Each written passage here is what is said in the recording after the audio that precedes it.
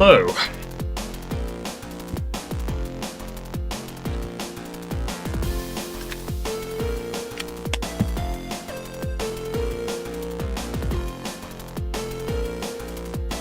How art thou?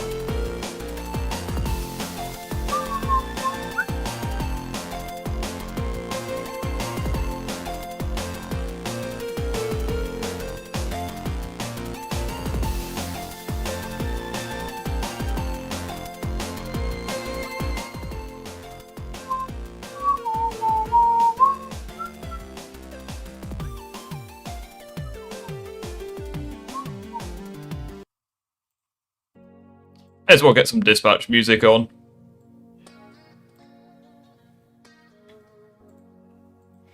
How are we all doing today? As always, if anyone has any disagreements about various topics, get yourself in VC.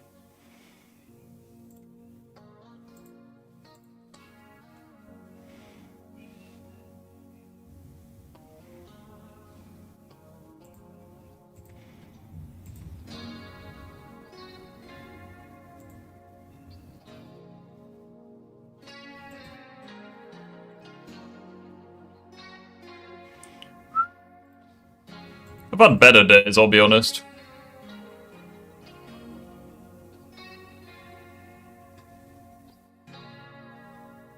Doesn't have to be about the topics in the title, can be anything. Surprise me.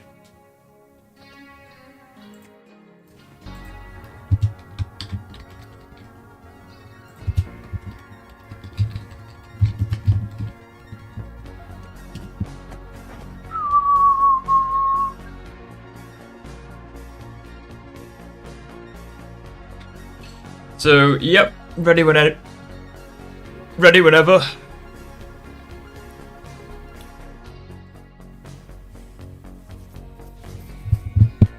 We be chilling. So just as a brief recap as to what my thoughts are, I think Invisigal is a pretty terrible character. And I think that she is basically a nothing burger when it comes to the romance side of things. As for the Peter was nerfed thing, I believe that Peter and Miles were indeed nerfed in Spider-Man 2. For different reasons.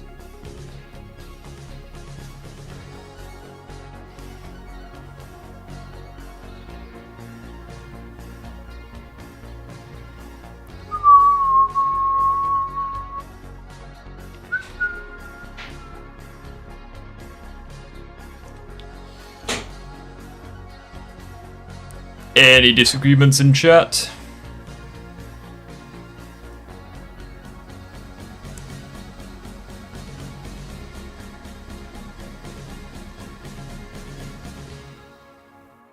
We be chilling.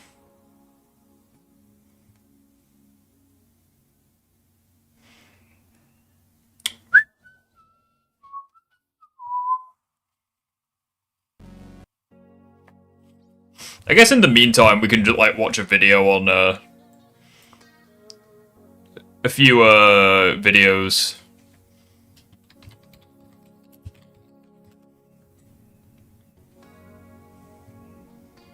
Can't join VC yet. Peter's character was nerfed, but not in power. Get yourself in, the stream then, dude. I saw this video come up. I'm sorry, Blonde Blazer. And I'll be honest, I was far from a hater of this character, but I did have my doubts about what she was and frankly what she was all about. But she deserves an apology from anybody who questioned her or really hated on her for, in all honesty, no reason. Because she truly proved every single person wrong. If you full-on hated her, or you maybe were like, I don't know, maybe she's this, maybe she's that, maybe you were on kind of my side of like, I don't trust her a little bit, we still all really need to give her an apology. Now, for those who just believed her outright in the beginning, hey man, you're good. You're fine. Now, with that said, I definitely was in the category. Okay. Yeah, let's have a cheeky little look, see if there's anyone in VC yet. No one's in the fucking call yet. That's disappointing. But yeah, so if you want to join the call, man, we can.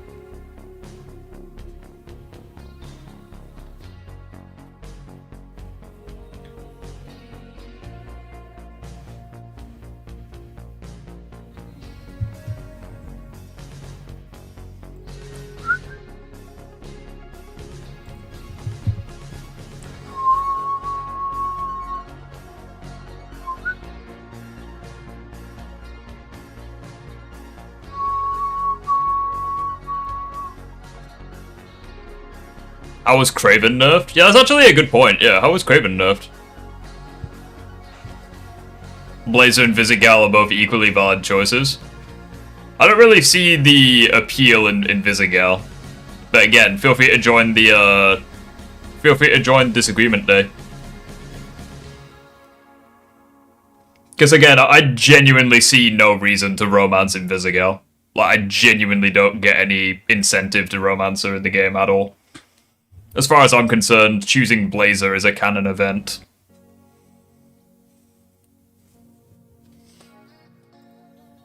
Category of minorly kind of questioning what she was, but in all honesty, she really deserves an apology. And it didn't take much for me to come around to her, right, and to understand what was happening, but it did have some questions in terms of her possibly being Shroud's daughter, but mainly her relationship with Phenomenon and how she seemingly was flirting with you, or, well, Robert, right, technically, while still in that relationship. But even if you look at it as this idea of it's bad that she was doing these things, which to an extent it was, she was on the outs of the relationship and made sure to stop the relationship stuff that were potentially happening between Robert and her, so that she could basically go out of her way.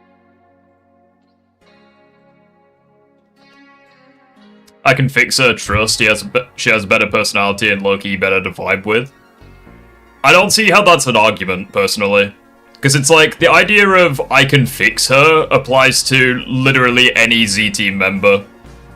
Including Phenomenon, I'd like to point out. So again, like, what's special? I don't see how she has a better personality when she's a walking HR violation.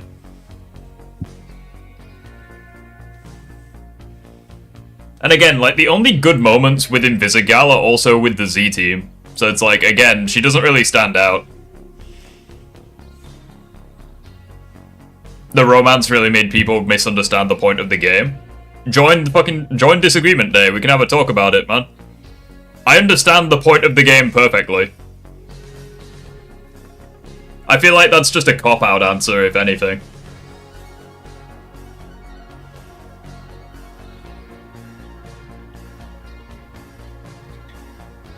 I feel like every time Robert gets to play around and flirt with Blazer, he's always smiling and happy. He's just visibly indifferent and uncomfortable with Invisigal's advances. I wouldn't say he's uncomfortable, because, I mean, he's probably dealt with shit like that, as far as superheroes. As far as being a superhero goes, he's probably dealt with shit like that. So he knows how to, like, deal with, you know, people like her. But, I mean, he doesn't exactly seem comfortable with her advances, I'll give you that. Can we all agree we'd just low-key date Golem? I know, right? Phenomenon literally kisses you, not valid counter-argument. I don't know how that's a counter to literally anything, but maybe I just missed a comment. Riff, where is Echo? I don't know. Echo can join, though, if he wants to.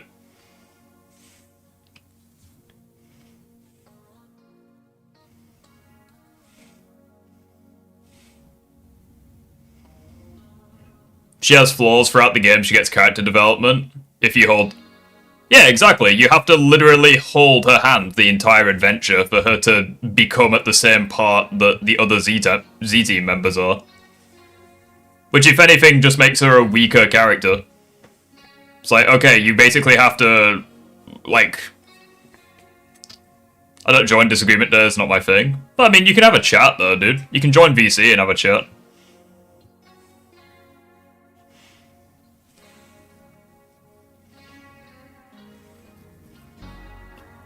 To be honest, I feel like Blazer's character development was better.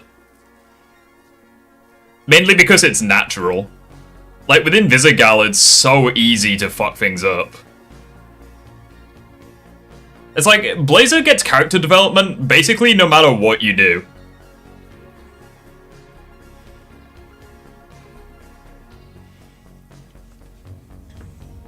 I'll never understand how Gollum got on the Z team. His crimes are so tame compared to the other Z team members. I know, right?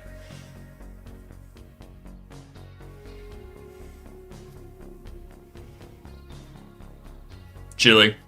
Ripped, how do you join VC? Join the Disagreement Day waiting and I will get you in.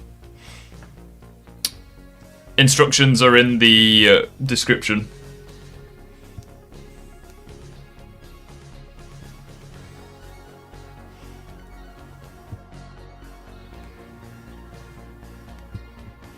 That's the point, you're meant to push her. You're not pushing her though, you're holding her hand the entire adventure.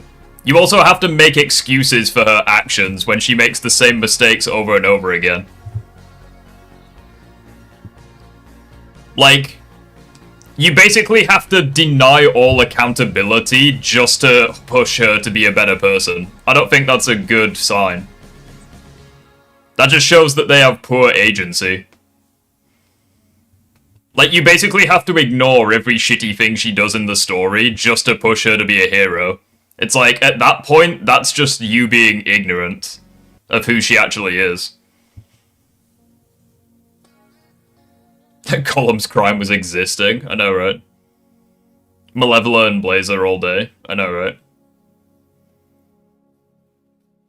Who do you think would be a better partner? Blazer. Any day of the week. I would love to date someone like Blazer. Why only 26% chose Blonde Blazer's route? Because most people saw the wet dream sequence with Invisigal and they caved. That is my genuine theory.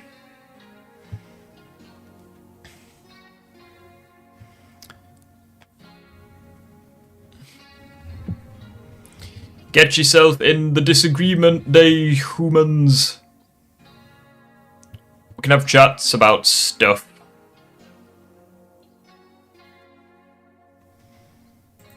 Otherwise, we'll just keep watching this. Sure that she ends the relationship with Phenomenon before anything else happens. Now, that is why she rejects Robert in the first place, and we could sit here and judge her and call her a cheater, but at the same time, if you look at the relationship she had, she was obviously yearning for a real emotional connection, and most likely was trying to find her way out, even though there was so much pressure from the world itself about this so-called power couple. I mean, at the end of the day, it's Blonde Blazer and Phenomenon. On paper, in terms of the public, it was most likely looked at as if it couldn't get better than this. This couple was goals of all goals, but it wasn't that, right? It wasn't what everybody else looked at it to be. Maybe to an extent, for a little bit, she really enjoyed the relationship. She liked it. He was a good person because that's what he is. To his core, he is a good person, but he didn't really have the emotions that a regular person would have. And that really did mess with Blonde Blazer. And not only was Mandy insecure about her being that Blonde Blazer side or having that Blonde Blazer side, she also was looked at as if she was the pinnacle of superheroes. So it was difficult for her to even love the Mandy side of her. Hey, Sif, do you want to get in a VC? We can have a chat about something. Even if it's like disagreements on like who's the most powerful character in Dispatch, or like a Spider-Man disagreement, or literally anything.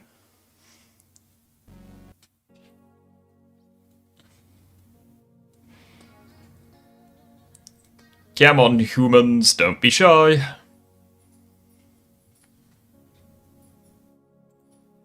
Herself, and we see that in full display when she questions if Robert will actually like the non-blonde Blazer or powerful version of herself. And frankly, it makes the scene even better. If you didn't kiss Blonde Blazer in the first episode and you kiss her now, giving her that confidence as Mandy, it's just an amazing thing to see, especially because she entirely was questioning that Blonde Blazer.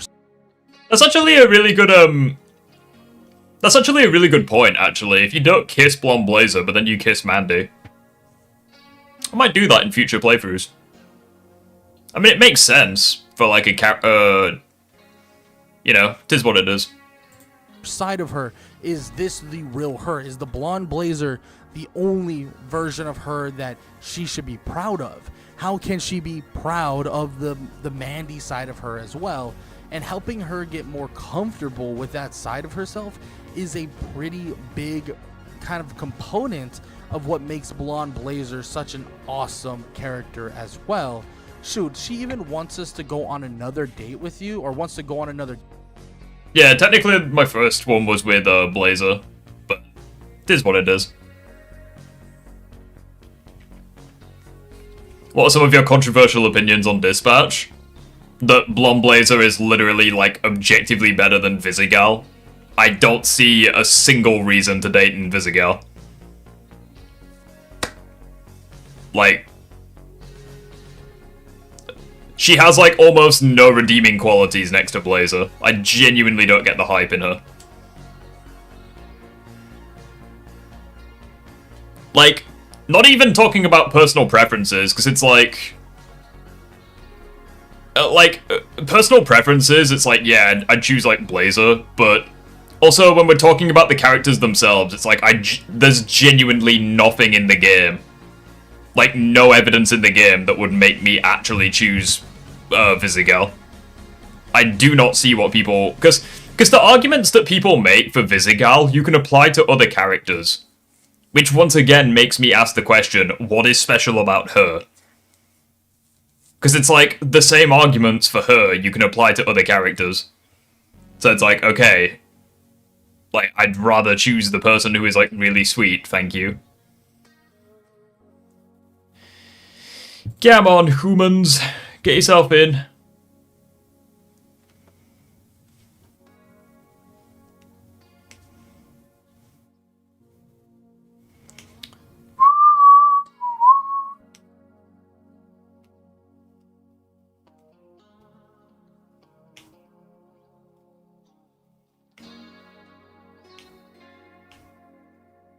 Come on, don't be shy.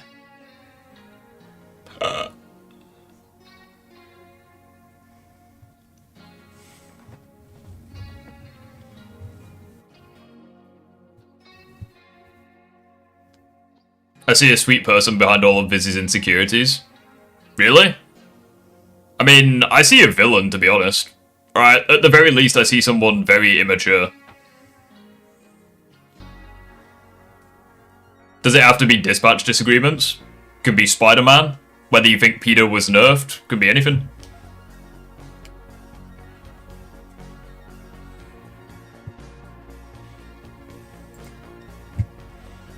I'll just tweak it.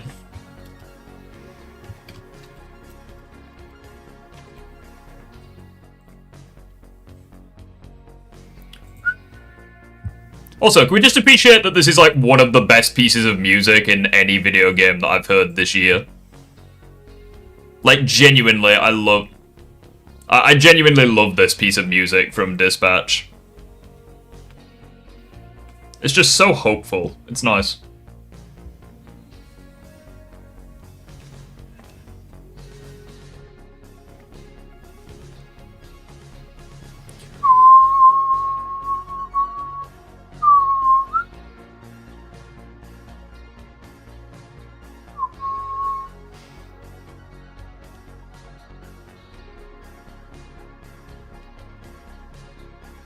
Hey, Axiom's joining. Cool.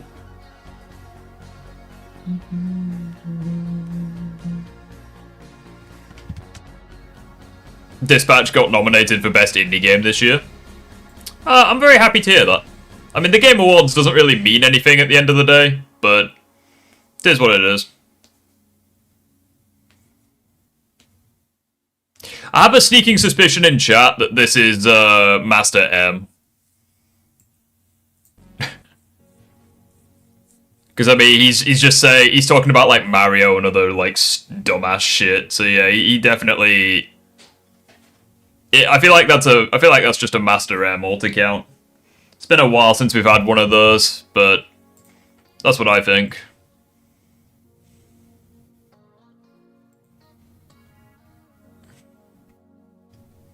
But I mean, regardless, get yourself in a disagreement day waiting and we'll get you in the call. If they make a season 2 for Dispatch, what would you like to see? Probably just more characters added to the Z team, but have like drama be stirred up from it. I think that could be quite cool.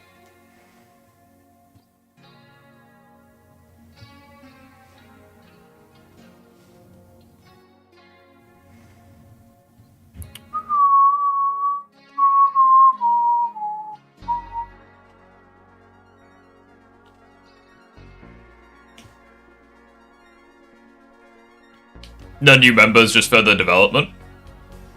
I mean, there doesn't have to be, like, a ton of new members. Like, maybe, like, 1 or 2 new characters, you know?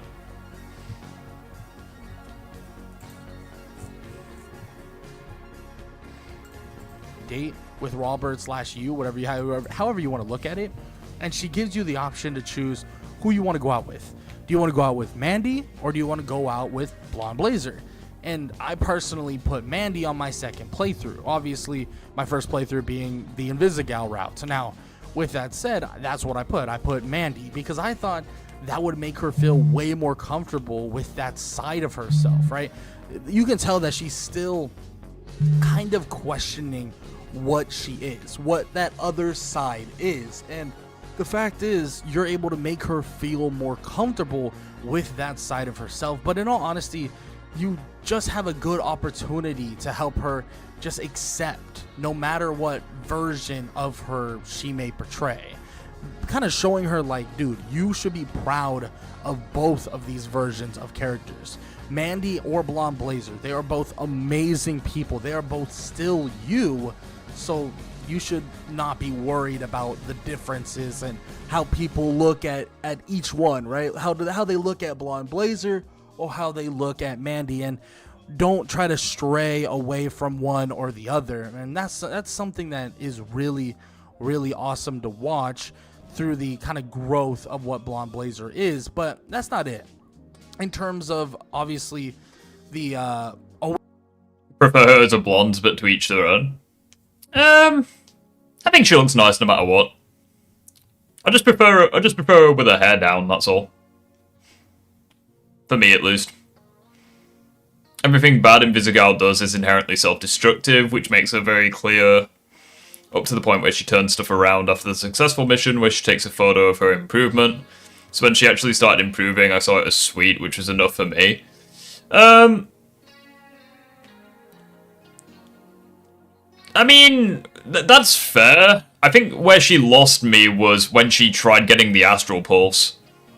Because she, like, because even though she may have had good intentions, she still betrayed the team. And, like, she gets Chase hospitalized. It's like Blazer wants to cut her. Like, over half of the Z team want to cut her.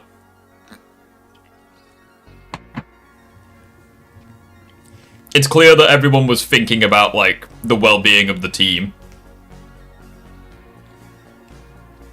Prefer her as a blonde, but to each their own. Shroud quote. Again, I think she looks nice no matter what. How cold is it for you?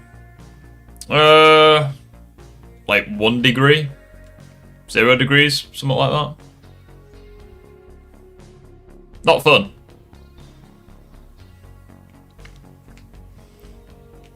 Can we get an A safe in the chat? Also, I'm kind of curious. I wonder if there's any, like, Insomniac Spider-Man 2 Nexus mods. I wonder if there's any, like, Dispatch mods for Spider-Man 2. Also, speaking of Spider-Man 2, it's on offer at the moment on Steam.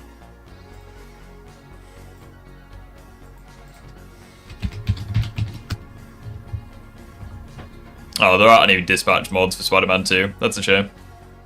Let's have a cheeky little look and see what mods are there. Symbiote Spider-Man from Rivals. Nice. Enemies take fall damage. Sweet. Yeah, let's see what new mods are there. Unless trending, maybe? Or popular. No, we'll do a new. Why not? Ultimate Universal Powers. This mod allows you to assign any ability to any button to any character. Ah yes, because that doesn't sound overpowered. Speedy, Spidey, faster combat. Momentum and loops. 20% increased swing speed, greatly increased terminal velocity, loops without diving. That sounds insane. The Joker replaces characters. He replaces Kraven, Harry Osborn, Cletus Cassidy, and symbiote minions. The fuck?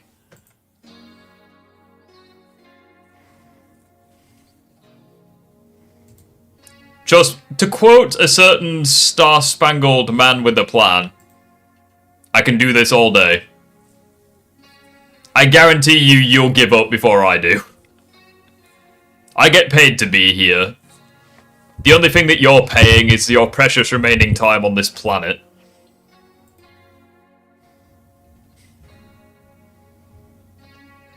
Momentum and look. To be fair, these actually... Ooh, that looks nice. Film reshared. So basically, like... It makes the game look like Spider-Man 2. Oh, Spider-Man, sorry. Spider-Man 2002. Stop the cap. Wait, what happened? Spider-Man 2 barely has any good mods. Nah, that's bollocks. Spider-Man 2 has some pretty good mods. I mean, you can literally get wings and fly. Like, how is that not a good mod? Also, you can become Iron Man if you want. You can literally get, like, an Iron Man costume and then just get a flight mod. And then you can literally fly. Like, how is that not awesome? Let's have a look at new. Why is the lag so much? I don't think there is, question mark.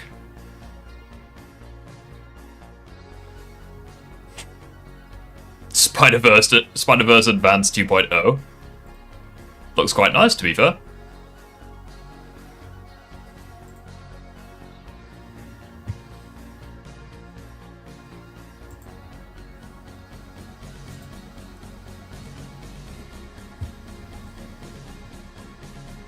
You beat me to it, Axiom. Yeah, like, some of these mods look amazing. 90s black suit. Photoreal Spider-Man free Venom. Some of these look incredible. I really like my scarf. Hey, thank you. It's good to have you. Payout, how are you doing? I'm struggling to pronounce your name. I do apologize. Axiom's in the waiting room. Nice. I will get him in. I'll be honest, it's been a cheeky minute since I've done this. Right, see if that works. Yes, I am human. It's my own fecking Discord server. Why is it asking me to do this?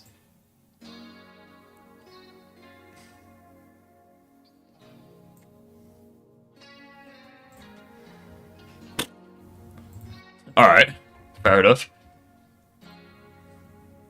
Right, there we go. See if Axiom can join from that. He should be able to join.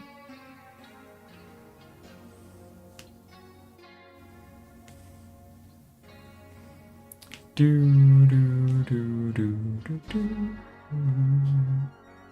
don't think it worked.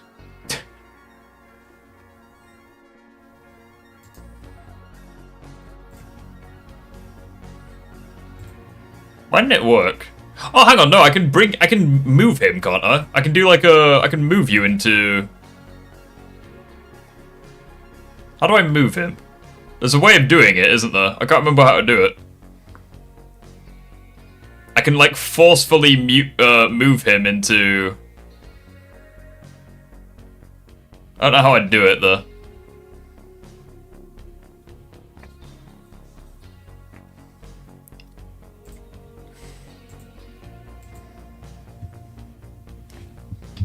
I don't think Axiom's seeing it, is he?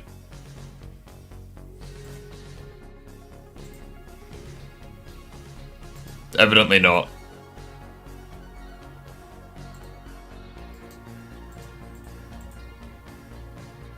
Oh wow, we've got the... Yeah, it took a while, but we've got the crybaby attention seeker back in the stream. I don't know how to like move him. That's really annoying. I swear there was a way that you could do it, right? Promise I see it. I see your DM. Okay, well, we'll join Disagreement Day then, man. Or is it just not working?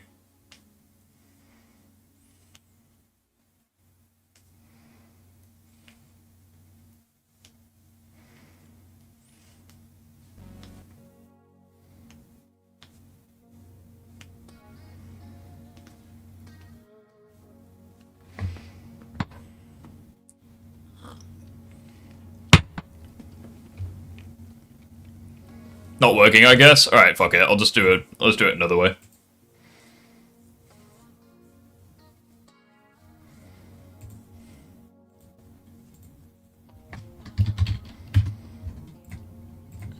Alright, there you go. Oh, hang on. I know exactly how to do it. Hang on. Don't join that. Don't join that. I know exactly how to do it. Hang on. So I can start a... Hang on.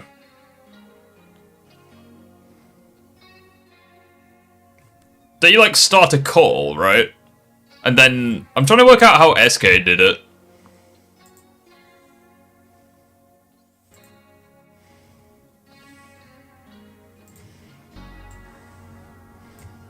I can't remember how SK does it. It's really annoying. It's like SK... Is it in like a call and then you can like invite people to said call? Is that how it works? I need to ask SK. I don't know how SK does it. Hello? Can you hear me? You're quiet. I can't hear you. Hello. Okay, hello. Yeah, I don't know how SK does it. Maybe I'll DM him. Okay. What should we disagree about? I mean, we could talk about Vizzy and Blazer, but I don't know how much we actually disagree. I mean, I think like Vizzy is like a better character than Blazer, but I don't know if you agree with that. But what do you think? I mean, I don't really see how she's a better character. I just don't really see how there's anything to her in general. Right. So when I look at something like Blazer, right? Blazer is just like the typical insecure girl. Honestly, that's how I view her. She just wants to be seen for her and not as her superhero persona, right? But for Vizzy, she struggles with having this power, which is branded as villainous, and her feeling that she needs to continue into like this villainous role, right? So she follows this villainous role because she feels that that's what her power is made for. Then we have her trying to redeem herself with Mecha Man and so on. So I think that when you say, wait, hang on. When you say she redeems herself, what are you referring to? When I say redeem herself, I mean like that she's attempting to redeem herself. But at what specific moment are you referring to? So like, I'm basically referring to the entire game, except like 7 and 8. Okay. So like before she messes up with Chase. Yeah, because I was going to say, the idea that she wants redemption, but then she disobeys Robert's orders and gets someone potentially killed, and she doesn't give a shit about it, that doesn't scream the idea of someone who wants redemption. Well, I know we don't... I know that she cares because she was crying, or we know that she cares because she was crying after Chase collapsed. No, that's an entirely different point in the game. Well, I'm referring to before, like, when. So okay, you're saying that she doesn't have any remorse, right? Well, no, she doesn't give a shit, and it's like, it seems very strange for someone who joins the Phoenix program with the intention of getting reformed, and she puts in zero effort. She couldn't give a shit. She actively, like, doesn't care that a mission went terribly. Okay, so I'm just trying to see how you come to that conclusion that she doesn't care. Because she genuinely doesn't care in episode 3. Like, she legitimately thinks the mission went great, and she even says that to Robert. Right, but in episode 3, she's kind of being she's being a baby.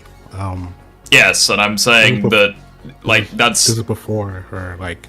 I think, isn't that before her Robert's, like, speech to her about... whatchamacallit? Yes, it's before that speech, but within the context of the game, that being, she doesn't want to work for Shroud anymore, and she wants redemption, so she joins the Phoenix program, and yet she's still acting this way. Yeah, but... So, I think that you're looking at... So... I'm looking at episode 3 with the context that you get in later episodes. Yeah, no, but I'm saying, like, even for, like, real people, right? Redemption, so, like, people who, like, deal with addiction, for example, right? They relapse all the time, even though they are trying to be better. It's a genuine struggle that they have, right? So I think you're looking at instances of Invisigal being human and fumbling along the way as evidence of her not wanting to improve. But I think that actually is evidence that she wants to improve, because she grows from those experiences, even though she relapses again. But again, I don't really see how the relapsing would be a factor when, like, if she actually wants to become better as a person, because it's not like she has a drug problem or anything. Also, in response to Small in chat, I think I prefer No Way Home to Far From Home, but I think No Way Home is, like, a worse film in terms of, like, writing and stuff like that. Yeah. Okay. So, do you don't think that she has, like, a significant character change after Robert's speech to her? I don't think she has a significant character change within the context that she no longer wants to work for Shroud. Like, in the locker scene, she wants to be redeemed, yet she still acts like a piece of shit. Like in episode 3, for example, in episode 2, when in the donut shop, it's like she actively disobeys orders, nearly gets someone killed and doesn't give a shit. She also then lashes out when being reprimanded. And then in episode 3, she's sabotaging villains, like, rather than like actively trying to do good stuff herself. It's like, these aren't the actions of someone who wants to be redeemed. Well, I would say that she's, again, just... So I feel like that she's... Okay, so I feel that she wants to do better, but she doesn't really know how to do better. Well, the issue is that it feels as though she doesn't try. Because when it comes to screwing over other villains, she's perfectly happy to do that shit. She doesn't bat an eye at it.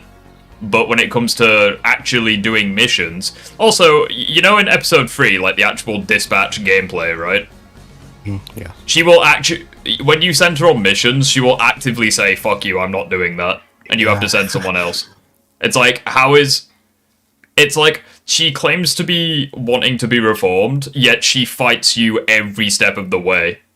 It's like, and this is something that none of the other villains do. It's like, they want to be reformed. Reluctantly, sure. You know, they might have joined the Phoenix program because it's like, the lesser of, like, two shit situations. They probably just prefer that over prison. But the point is that they are trying. It's like, what's Invisigal's excuse?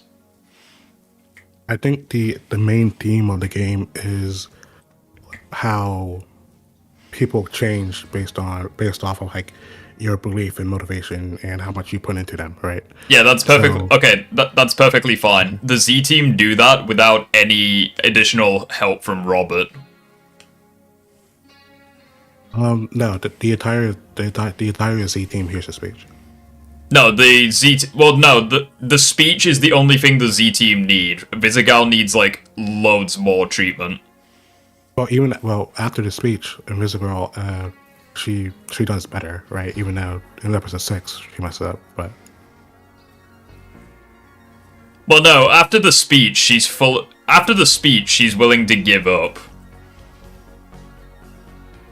Because after the speech, that's the playground section where she's just willing to throw in the towel. oh, okay.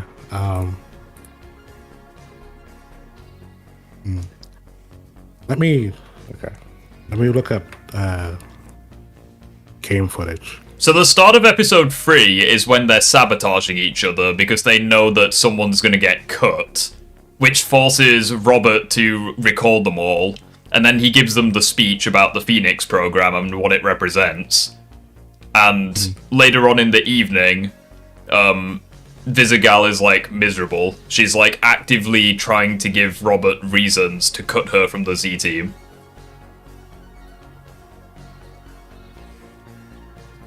Yeah, I mean, I don't know. I mean, I feel like there is just a massive change in behavior even after episode 3. Like even when like in episode 6 when Vizzy runs off, even then Robert defends her to Chase after those two got into an argument. So I think the game is clearly trying to imply here that there is like a genuine. I'd also point out that at no point in time do you have to defend Visigal. I feel like that was like part of your playthrough.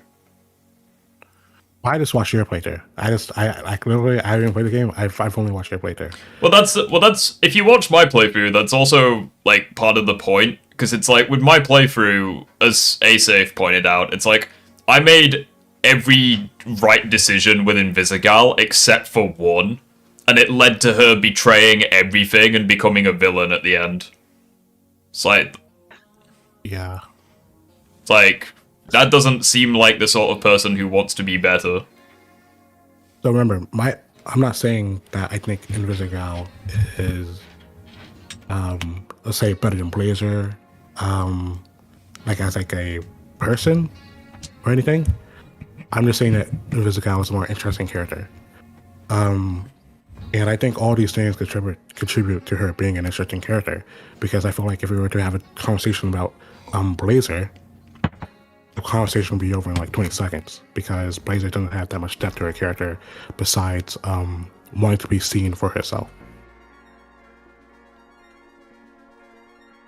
I mean, I don't really see how you could say any of that for Invisigal, because it basically comes across as she's either a liar or she's fake. Well, I think the amount of interpretations that you can have on her actions are lead to more character depth than Blazer. How would you come to that conclusion? Well, I would just point to just the entire dialogue we just had, right? I'm saying that she's trying to grow over time. You're like, oh no, there's no way. She isn't trying to grow over time. But that's my point, right? There is more debate about Invisigal than there is about Blazer and her motivations, which I think leads to more interesting character. Leads to a more interesting character. Well, I don't know how Invisigal can be a more interesting character, because you claim that she wants to be a better character, but she literally doesn't. Well, okay, so in episode 8, when she gives back the whatchamacallit to Robert, that's not her being a better person than she was. Well, no, because her actions are completely ambiguous. She wasn't honest with Robert from the start. It's like she could have been there for any reason. For like episode 8, I feel like I feel like the game having the option between her being good and bad is, depending on how you treat her, shows that there is like objectively some level of good in her, or somewhere in her where she wants to do good, right? Like that's proof that she, at some level, wants to do good things. But the problem is that she's not honest about it, which leads to her just inherently not being trustworthy. Well, that's another interesting part of her character, whether she's trustworthy or not. Or well, no, like there's no debating whether she is or isn't. It's a case of she 100% isn't trustworthy. Well, no, I agree. I agree. She's not really the most trustworthy person, but I'm just saying that she's a more. Yeah. Well, that's entirely my point. It's like it leads to her being very boring because she doesn't change throughout the season. She's untrustworthy from start to finish. She has red flags from start to finish. It's like I don't. She literally does not change. It's like at no point in time does she feel part of the group. It's like she's an outsider from start to finish. It's like. So when you say that even in like the good ending about episode 8 where she becomes a good person? Which ending are you referring to? When she becomes a good guy. Are you talking about the one where she takes a bullet for you? Yeah. I would say that is one of her only good moments, yes. But if we're talking about good moments, like, she is completely eclipsed by Blazer in that regard. Oh.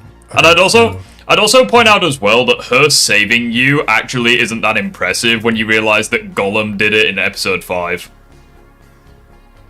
Well, I'm just pointing out that there is... So remember, I'm pointing out that there is a level of goodness in Invisigal. She doesn't just want to do evil, and she wants to be better, right? And that's an example of her taking an action to do better, right? You know, the problem, people say actions are proven by words, or your well, words are proven by actions. The problem with that, though, is that you basically have to hold her hand the entire adventure and make excuses for her the entire season in order to get to that point, which you didn't have to do with the other characters. Which leads to it doesn't feel like. It doesn't feel as though you're redeeming her. It comes across as you're making excuses for her. Like, when realistically you should no longer be doing so. I actually agree. I agree with that too. Remember, I'm not saying whether or not Invisigal is like a good person, or if she's like truly redeemed by the end of episode 8, or anything like that. I'm just saying that she's more interesting, right? And I feel like the conversation we're having right now is more interesting than the conversation we could have about Blazer, because Blazer is a very... Well, what issues do you have with Blazer? Like, you say she's not, like, complicated. Her goal is just wanting people to like her for being her. In what regard? Like, because she doesn't ever do that. She only does that with a couple of people. Like, she doesn't like Phenomenon. She doesn't just want to be seen as a blonde Blazer, right? That's her entire character. Yeah, she doesn't want to be seen as just blonde Blazer because she has like motivations outside of SDN. Right. So she wants to settle down one day. She doesn't want to be a superhero forever. Right. But that's very cut and dry compared to the conversation we just had about... Well, I would argue that is more developed for Blazer than for Invisigal, because of also what happens in episode 8. Like, what do you mean by that? Well, because basically every single character aside in the Z team didn't even know that Mandy existed. Like when Trackstar gained the amulet and like took down Shroud, like briefly, it's like you can tell that people there didn't even know that Mandy existed. Like they just thought it was Blonde Blazer. And it's like that's a fantastic moment for Blazer where it's like she's like, and she even comments, she's like, yeah, I only told Robert about the amulet, so I thought it would work. So it's like, I think that's far more endearing and complex for her, where it's like, she's willing to basically, like, she's been carrying this secret for fucking ages, and yet she's finally willing to bring it into the light if it means saving everyone. I don't know if... Okay, so I don't know if Blazer ever had any insecurity about revealing that there was another side to her. Well, she definitely had that insecurity. Because you see it in episode 4 with Robert, if you choose to date her. Yeah, but I feel like she takes off the necklace pretty fast. Well, yeah, you can tell, like, at the start of the scene, though, that she's very nervous. She's probably been thinking about it for a while. And you could say as well that that's very endearing, that as soon as Robert appears, she, like, that's the first thing she does. It's like, I don't know, I think that that's very commendable that she, you know, she does that. She could have kept it a secret, but she didn't. Okay, I guess that's fair. Right? That's something you could say about her, but you don't think that's still, like, less than what we have for Invisigal? Well, I don't really know why, because with Invisigal, it's a case of she's, like, wanting to be... It's like, within the context of the Invisigal romance option, like, that is... It's like, you could argue that she's more complex until, like, episode 6 and 7, because I think that just, like, fucks things up for her. It's like, now that we have the context of 7 and 8, I think it, like, partially ruins her character. Because it's like, okay, before, she was, like, a piece of shit outsider who didn't really care. You kind of brought out a better side to her in episode 3. She still is not a good person in episode 4 because she stalks you twice. But at the same time, it's like, if you choose to go on a date with her, it's like, you do see that she is nicer about it. She also, in episode 5, at the bar, you can have, like, a really nice conversation with her if you choose to date her. And obviously she reveals, like, her secret identity to you, no matter what happens. So it's like, I feel like episodes 3, 4, and 5 were, like, building up to something for her, but then, like, episode 6 and 7 kind of, like, ruined it, where it's like, okay, it's revealed that she is, well, number one, with episode 6, it's like, okay, she makes the exact same mistake a second time that she made at the donut shop, but this time it has even worse ramifications, because even though she may have had good intentions, it causes Chase to be hospitalized, and this leads to basically everyone having a negative view on her except, I guess, Robert, because, like, he's, you know, focused on Chase. But then in 7, it's revealed that she was, like, part of Shroud's gang all along. She was the reason the Mecha Man suit was destroyed in episode 1, and it kind of comes, like, it kind of shows her actions in, like, a new light in the earlier episodes, where she hated being with Shroud, she only worked for him to, like, settle a score, and then she wanted to be redeemed when she joined the Phoenix program. But the problem with that is then you look at how she acts in the earlier episodes, and it's like, did she want to be redeemed at all? It just makes her seem like more of a flat character. Okay, so I have a question actually, because I don't know. Is there, like, a canon, like, ending to this game? If you don't do anything and you let... This was actually, explained in a recent video I watched. If you don't do anything and you let Robert make all of his own decisions, it leads to you dating... Again, I don't know if it's canon or not, but it's the best we have. If you let Robert make all of his decisions, he will date Blonde Blazer, and Vizzy will become a villain. Okay. Because I also had, like, a problem with, like, being able to treat Invisigal, like, nicely throughout the entire game, but if you mess up once, that's, like, a. Yeah. Okay. Yeah. So that's like a fail, and she becomes a villain. I don't like that. That's like really bad in my opinion for a character at least. But again, the game has like this narrative of like believing in someone despite their faults, right? So like with Coop, for example, in your playthrough. Well, let me give you an example, right? Because it's like Okay. believing in someone and thinking that they can be redeemed. That's not the problem. The problem comes with the practicality of it. So let me give you an example, right? Jason Todd, do you think that he could be redeemed? Yes. Do you think the Joker can be redeemed? So Yes okay, or no? So I was going to clarify this. I believe that any character could be redeemed, but it wouldn't make much sense for like the Joker to be redeemed. Though. Well, no. Okay, well, no. I would argue that some characters just could not be redeemed. Like they've crossed the point of no return. They would not be able to be redeemed. So it's like a character like Darth Vader. He's a very well-known one. It's like, yeah, he's a piece of shit, but he could be redeemed. But someone like Palpatine, no fucking way in a million years you're redeeming him. He's a piece of shit. He's irredeemable. So maybe I'll clarify. It would. So I would agree that it wouldn't make sense for like in the story to redeem that character. There we go.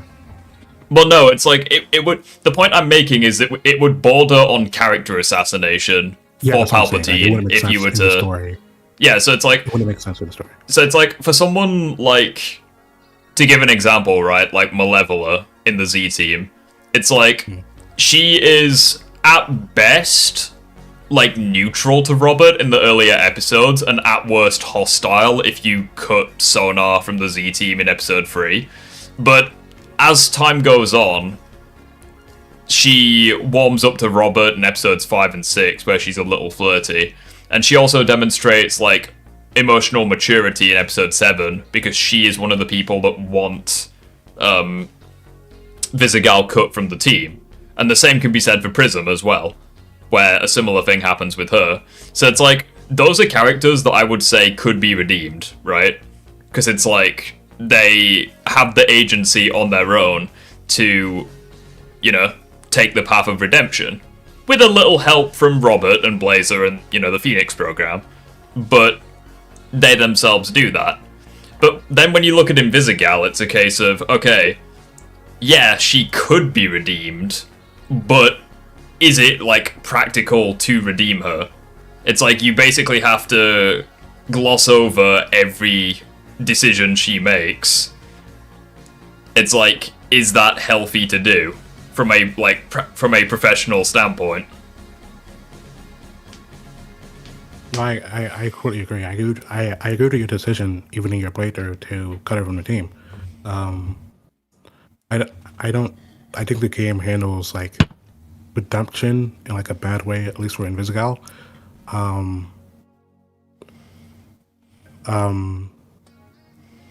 guess maybe you can imply also that I don't really know. It doesn't really make the game has a really bad way of trying to redeem her character. But Yeah. I still think that creates a more interesting discussion about how should we redeem characters to begin with, and etc. Or then like Blazer, if that makes sense. But it's like, I think the thing with Blazer is I find that she has a couple of really good moments, but it's clear that her insecurity is like a lot deeper.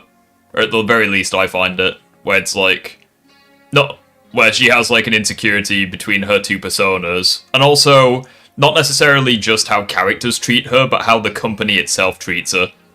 Because it's like in episode 4 when she's like going to the superhero gala, she seems unhappy about it. She's like, oh yeah, like, I don't actually own this dress, you know, it's just for the company, I wear it once and then that's it. It's as if like she's struggling to, like, she's been pulled in like all sides, if that makes sense. Yeah, so I agree. I don't. It's like Okay. it's like with Blazer. It's like I'll agree she's not the most complex of characters, but it's like she has one thing that is like really well done. Whereas it's like with No. where it's like her insecurity about her persona. It's like I find that very like Ethan's in chat. Vizzy debate. Yeah, I know, right? Small, by the way, I see you're in Disagreement Day waiting. What are you wanting to disagree on? I'm guessing something Spider-Man related.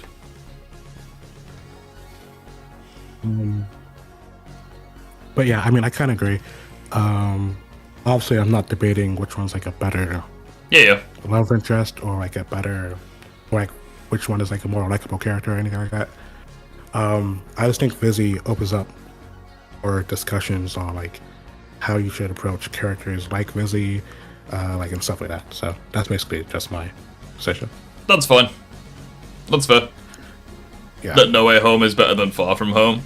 Okay, that's fine. But yeah, we can do that. Yeah.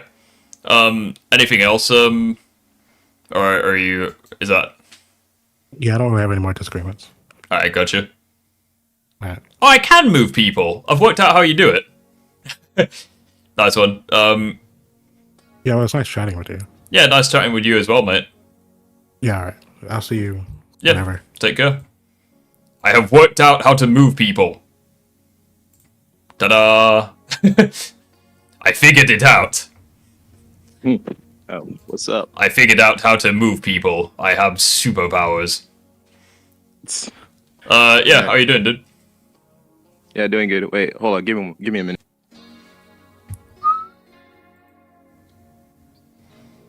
If it's something Spider-Man related, I'll put on Spider-Man music. Sorry, what'd you say? Oh, I said, if the debate is something Spider-Man related, I'll put on Spider-Man music. It is. Alright, well, spectacular Spider-Man's going on then.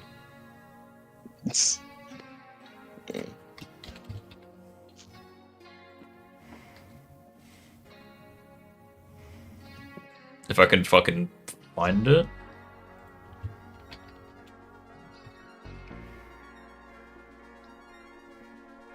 It's just not there, apparently. It has been removed from the internet. Nah, that's not right.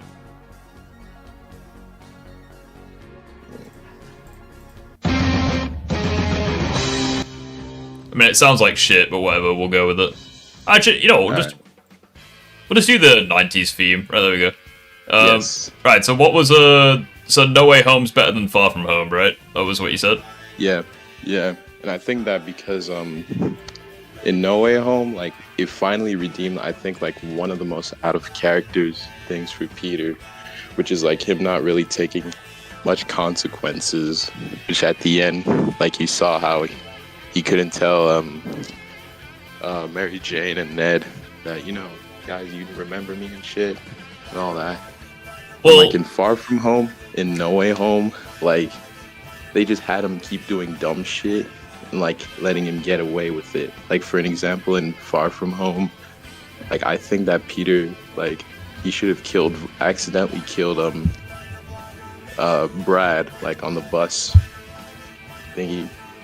And like I say this because like what makes Peter such a compelling hero is like no matter what situation, even if it doesn't go well with him, like he'll always do the right thing. So like, okay, you're jumping to the end of No Way Home. Like, No Way Home does have issues with Peter's character, like even before that.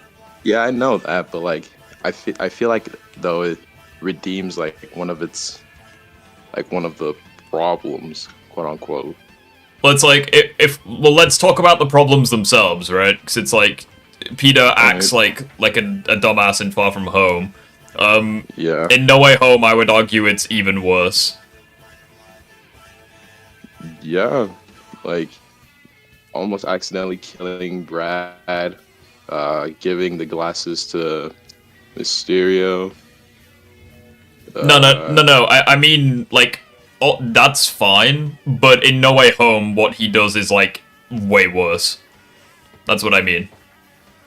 Like, how Like how Yeah, kinda. like how he's like ridiculously irresponsible with the spell and could have potentially fucked over the multiverse. Yeah, I mean, I agree, but like, my point is that like the first two movies, there was no really like, no major like consequences for him. Like, I mean, there were a couple of consequences.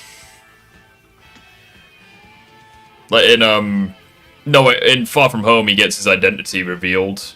In Homecoming, he loses the Stark suit.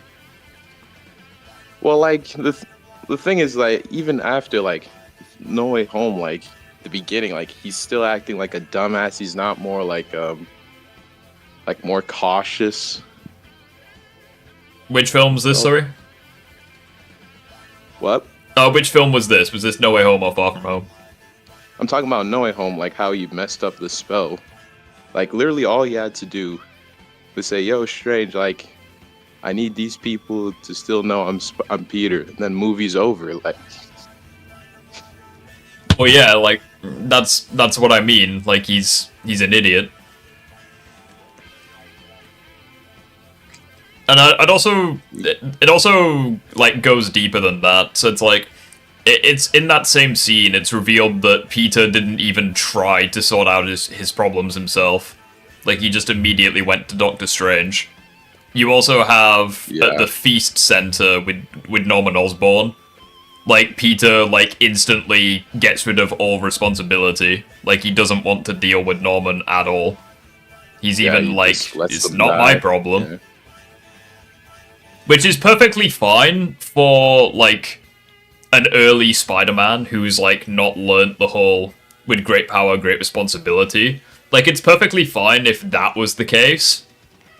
But we know that this Peter has learnt that lesson because of Civil War. So it comes across as him Like in just, Civil like... War, he didn't really get the line. Like, Well, no, he basically says the exact same thing. He's like, if you can do the things I can, but you don't, and then the bad things happen, they happen because of you. Like, it's not word for word the iconic phrase, but it might as well be. like okay, yeah, but like overall, I'm not really saying that it's better. But like, I mean that it could be like equally as bad as Far From Home. But like, I think what was good is that he didn't tell Ned and MJ that yo, it's me, Peter, you guys remember me and shit. Like, if he was still in his Far From Home era, I think he would have told them. Well, the Which problem would probably be a big mistake. it feels as though you're like, because obviously, like within the context of Far From Home being better than No Way Home, which was the premise, it feels as though you're only looking at one specific bit of No Way Home. It's like, if I was to say, like, it's a problem that all of the characters are, like, ruined. Like, all the villains, for example. Like, all the villains are, like, completely out of character, ruined. It's like, would you agree with that? Yeah, I'd agree with that. Yeah. Okay, that doesn't seem like a very good film, then. Would you agree that, like, Toby and Andrew are also, like, kind of ruined to an extent? Nerfed. I think they were nerfed. You think Andrew was nerfed? Well, no, I think Toby was nerfed because I don't know how his spider sense didn't go off when Goblin stabbed him. Yeah. And that he didn't fit through the crack when he went into the tower. Yeah. It's like he was buffed and nerfed at the same time. It's weird. Like, I think, but Andrew too, but like, only one scene I remember is where like Goblin comes out of nowhere from the sky, throws his little like goblin like knife thingies, that they just don't web them up. Yeah, I find it stupid that a human being reacts faster than Free Spider-Man. It's literally jumping into the knives. Yeah, it's literally like the Spider-Man 2 fridge scene, but in No Way Home. Yeah, I guess. Overall, like, I think that No Way Home is like equally as bad as Far From Home. Be like, what I meant by saying that No Way Home is better than Far From Home is that like it redeemed like Peter's like one of the most out of characters things that Peter did in his like the first two films. Yeah, I would agree that Far From Home is like, I prefer it to I prefer No Way Home to Far From Home, because at the end of the day, like, it has the returning villains, which I like. It has, some it has some neat references. It has Toby and Andrew. It has some music that I really like from, the Raimi trilogy. I think it has some music from Andrew's films as well. The film is clearly fan service and carried by fan service. Yeah. So it's like, if I was to... But at the same time, it's like, I think it has like some legitimately good moments. For example, when Aunt May dies, the emotions after that is... Even though Aunt May herself, like... I think that her death was very preventable, and I hate that they kind of made her the Uncle Ben of the verse. I do really like the acting is really good for like pretty much every character. Even like Willem Dafoe, like nearly 20 years later. Ruined. Well, yeah, but even though his character was very badly assassinated, like the acting and performance itself was really good. For characters who are like nearly 20 years old. And you also have fantastic acting from like Tom Holland, obviously, where, like the scene on the rooftop, for example, which to this day, it's like, out of context, I think that's like one of the best scenes in like the whole MCU. It's like there's no music, no anything. It's just free Spider-Man. It's just pure sadness, especially with the rain in the background. Yeah, I wasn't referring to that bit. I was referring to the bit with like the three Peters on the roof where they were like talking. Oh. I really like that. That was a cool scene. So it's like No Way Home definitely has like really good moments. But it's kind of like Spider-Man 3 for me, where it's like, it has really good moments, but the film itself is very messy. Yeah, that's what I mean, but like what I meant is that at least had some good Well, I would argue it has like more good than Far From Home, but it has like lower lows, if that makes sense. So it kind of just depends on like I don't know anymore, dude. What's your disagreement, anyways? But yeah, is there anything regarding Spider-Man 2 you disagree with? No, that was my only disagreement. No, it's been good talking to you then. Alright.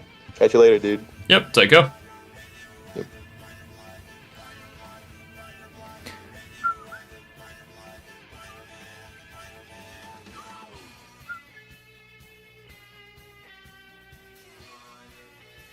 Have a look at some of these, some of like the reshades.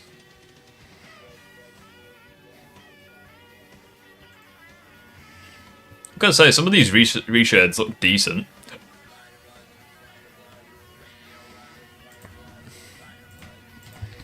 Spider-Man. I'm gonna say, the Spider-Man, 2002 one looked really nice. And to be fair, that one doesn't look bad either. Look at that shit. That's nice. Spider-Man, Spider-Man, radioactive Spider-Man. Yeah, it's good to have you here, God Goji. Take care, dude. Excuse me. The not movie Raimi reshade. Yeah, for what it is what it is. I have a small question about Dispatch. Yeah, no worries, dude. What is it?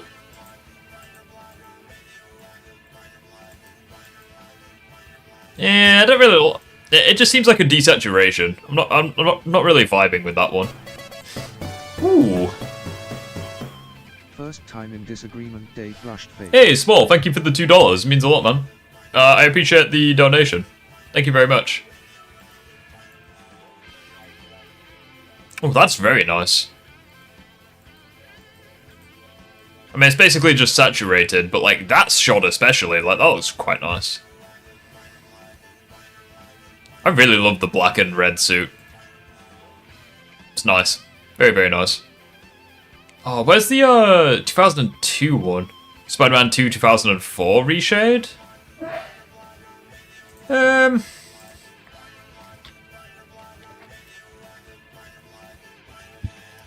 See if we can get the, 2002 one. I think it was this one, wasn't it? Like, the film reshade. I don't know, it looks nice. Unless we just type reshared and try find another one. Is there any confirmation that Robert is a peak human? I feel like he would be peak human. Purely because... Yeah, I feel like he would be peak human due to his feats. Like, he can survive hits from Punch-Up, who has, like, the strength of 10 men. It's like he can react to, he can react to bolts of electricity, he can react to lasers. I feel like he would be peak human in the verse. Like, he's kinda comparable to Invisigal in terms of stats. So I feel like he would probably be peak human, when it comes to, like, durability and speed at the very least. What type of game is Dispatch? Should I get it? If you've ever played a Telltale game, it's very similar to that. But yeah, thank you very much for the donation, Small. It really means a lot. It was good talking to you, man. I think Game Sonic is very overrated in terms of power. You got people calling him out-of-versal to boundless in base when he doesn't even hit multiversal. I mean, he does hit multiversal. I think that's, like, quite substantial lowball. Especially with Axiom in chat, because he's, like, a very big Sonic guy. Oh, I really like this one. Like, this reshade looks awesome. I want that. Like, that just looks so cool.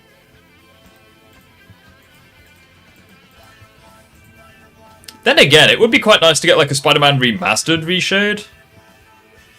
Awesome Epic Comics reshade. This just looks like a headache waiting to happen. Quite a cool idea, though. I like the art style in Telltale games, so I'll try it out. If you like, hang on, well, I'll show you some gameplay, hold on. An apology, that's not the only things I want to talk about and break down. There are it's kind of got like an art style, kind of like Invincible. Like, this is what the game looks like. 2 different times that she comes in clutch, like straight up clutch. Oh, hold on. I'll put the Dispatch music back on.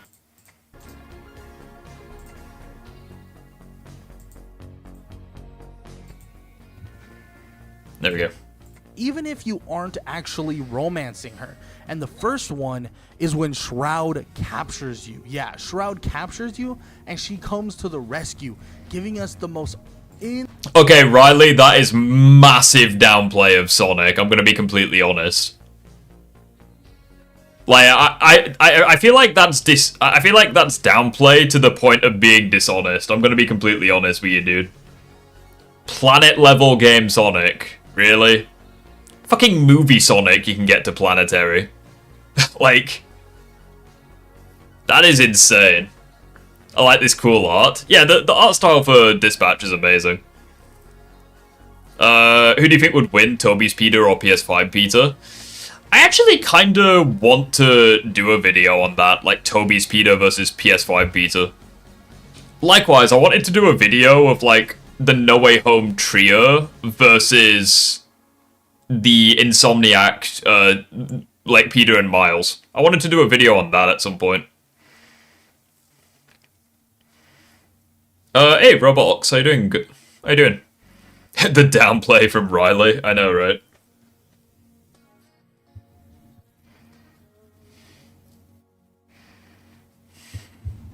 insane aura-filled moment you have ever freaking scene. And oh my goodness, when I saw this scene, when she kicked down that door and she was telling them that there's going to be SDA agents or SDN agents and heroes all alike surrounding this building in 5 minutes, and they better get out of here now, they kind of, they step up to the plate and they're kind of like, oh yeah, okay, yeah, sure, yeah, totally there's gonna be that, right? But Blonde Blazer is obviously not messing around, and she tells them straight up, right? Like, look, all the villains here, yeah, if I... Yeah, I will say that Blazer is probably one of the biggest aura farmers in Dispatch. For people who care about that sort of thing. Game Sonic in Super literally got captured by Eggman in Super. What are you referring to? I don't remember that happening at all. Are you referring to Unleashed? You do realize that Sonic had literally... Sonic had literally beaten Eggman at that point. Also, Eggman had massive prep time. I don't know how that's, lowballing him to planetary. Eggman's the same guy that can create, multiverse-destroying machines. I don't know how that's, I don't know how that lowballs him to planetary.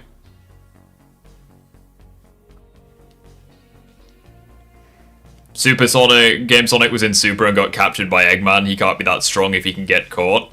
Okay, name any character in fiction that has ever got caught then. I guess they're fodder then. Superman's fodder. Thor's fodder. Supergirl's fodder. I guess. I don't know. Yeah, Eggman literally had prep time and the element of surprise when he did that.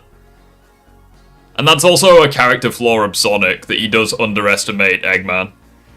And he, talks too much shit.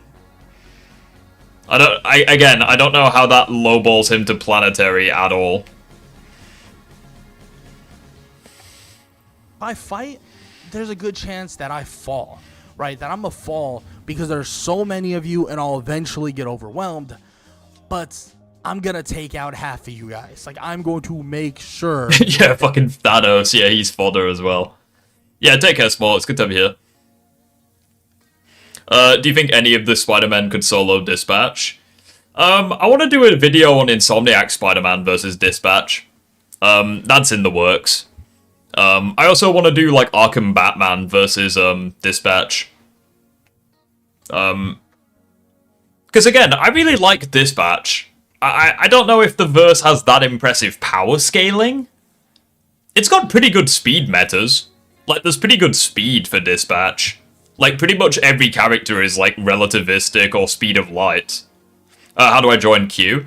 You can just join, here, Disagreement, wait. Oh shit, I didn't realize someone was in the thing. Hold on. Hold on. Why can't I invite you to Disagreement Day? Haha, there we go. I moved you into Disagreement Day.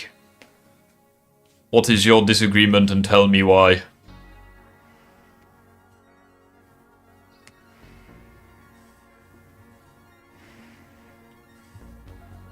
Human. Is this the same guy who tried to lowball Toby? Who do you mean by the... Oh. Wait, what? Alright, we'll try that one more time. Okay, are you not ready to talk? I moved you to Disagreement Day and you left and went back to waiting. Hello? Hello? You good? How you doing? I'm good, are you? Oh, he muted? Probably not. We'll give him a few minutes, he might be busy with something.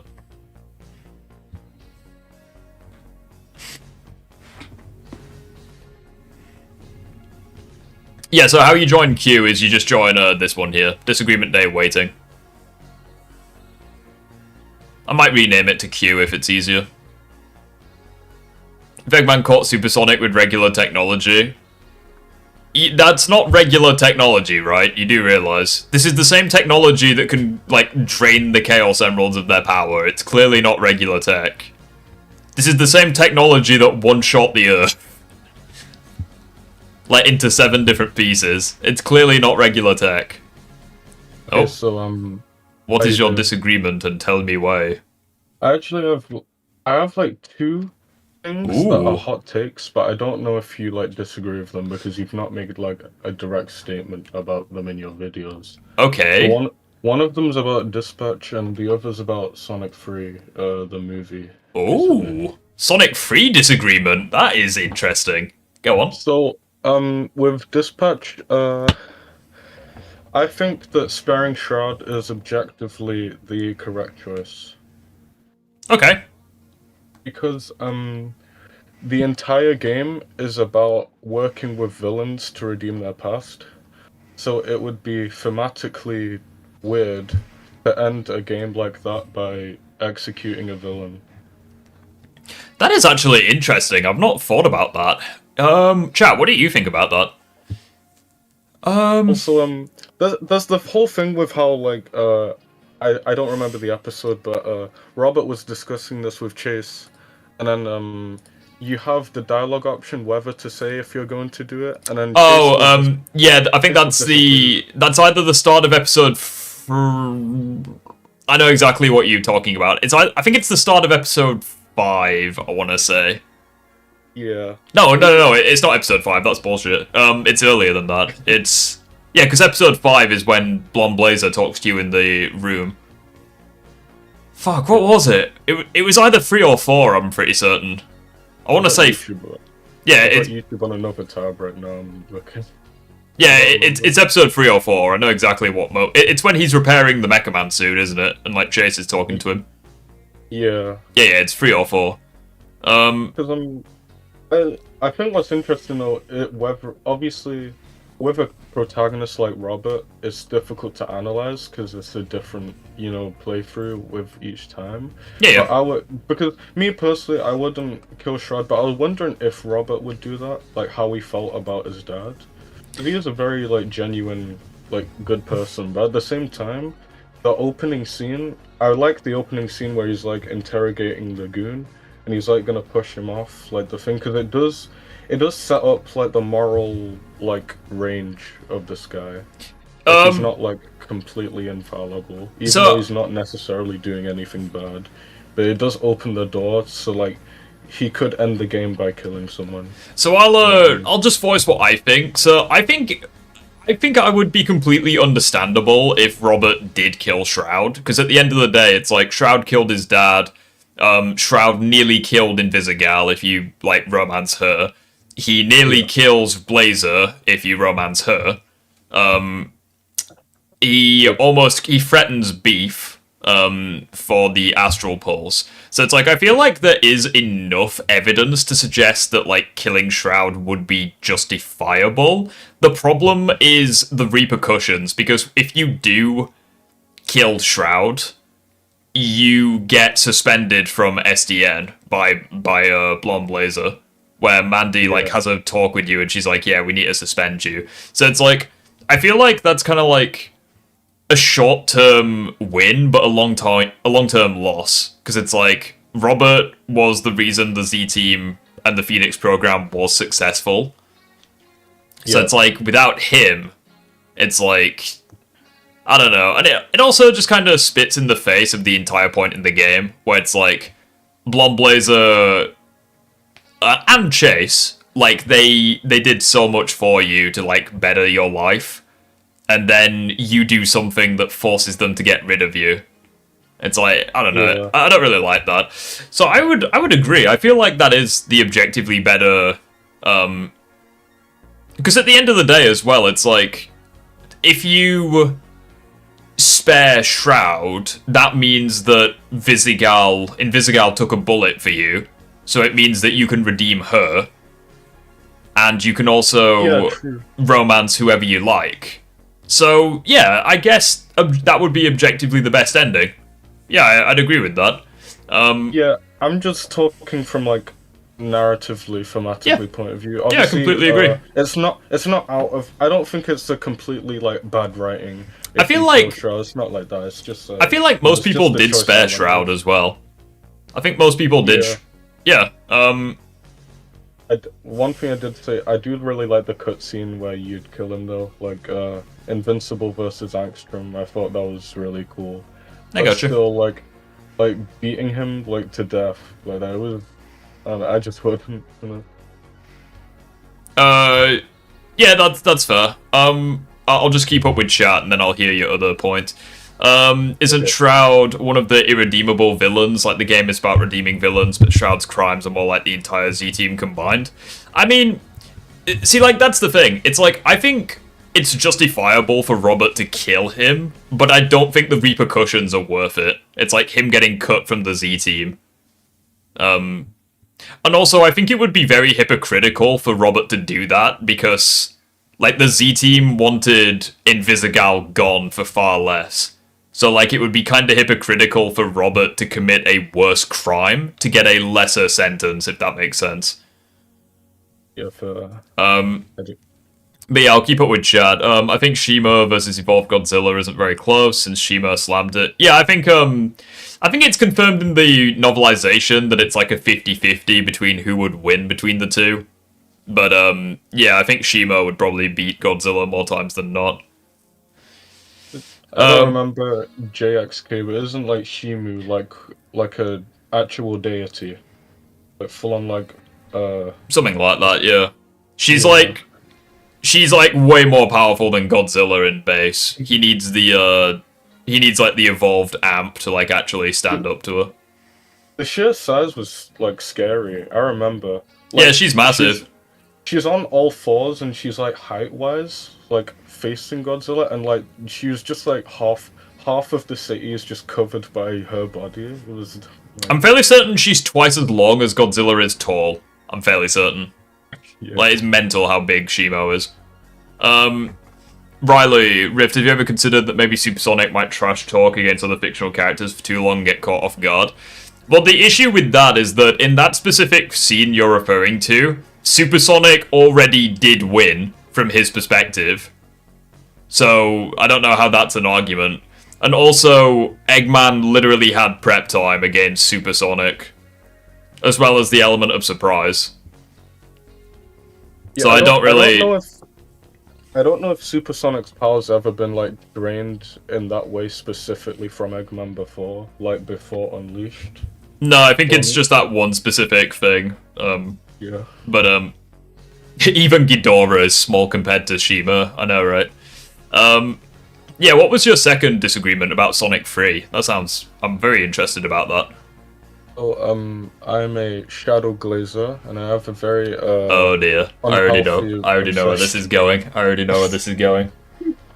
It's a bit okay, so Shadow hurts Tom, Sonic gets the Master Emerald, and he goes super, and then he faces down Shadow, and they go down to Earth, and then Shadow becomes Super Shadow, and they have this epic fight. Yeah. And I'm gonna say so far. I'll just say now. All of the dialogue and the actual like themes of the story is incredible. There's nothing like actually wrong with that. This is a very weird like complaint, right? But basically, I just don't like Super Shadow as like an antagonist, specifically because of the law of the positive and negative energy of the Chaos Emeralds.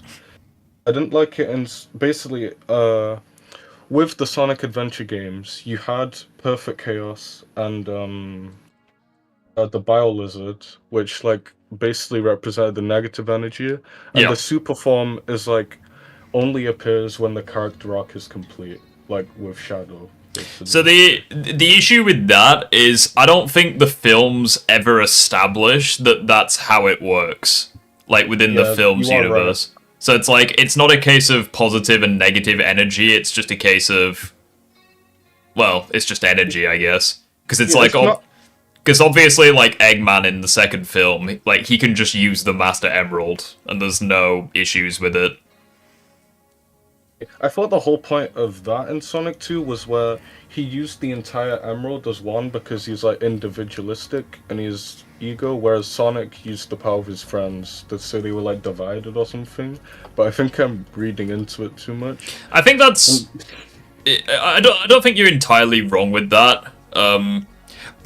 one theory that people have, I'm not sure if this is true or not, but one of the theories behind it is the reason why Shadow could become Super Shadow is because Sonic was using the Emerald for revenge, and that was like Shadow's motivation, which is why he could become Super Shadow. I don't know what you think about that theory. That semi leads into my suggestion, basically. As we know, in Sonic X, they introduced the Dark Super form, and like honestly, I think Super Shadow's reveal would have been more impactful if it happened on the moon instead, after his character arc was completed.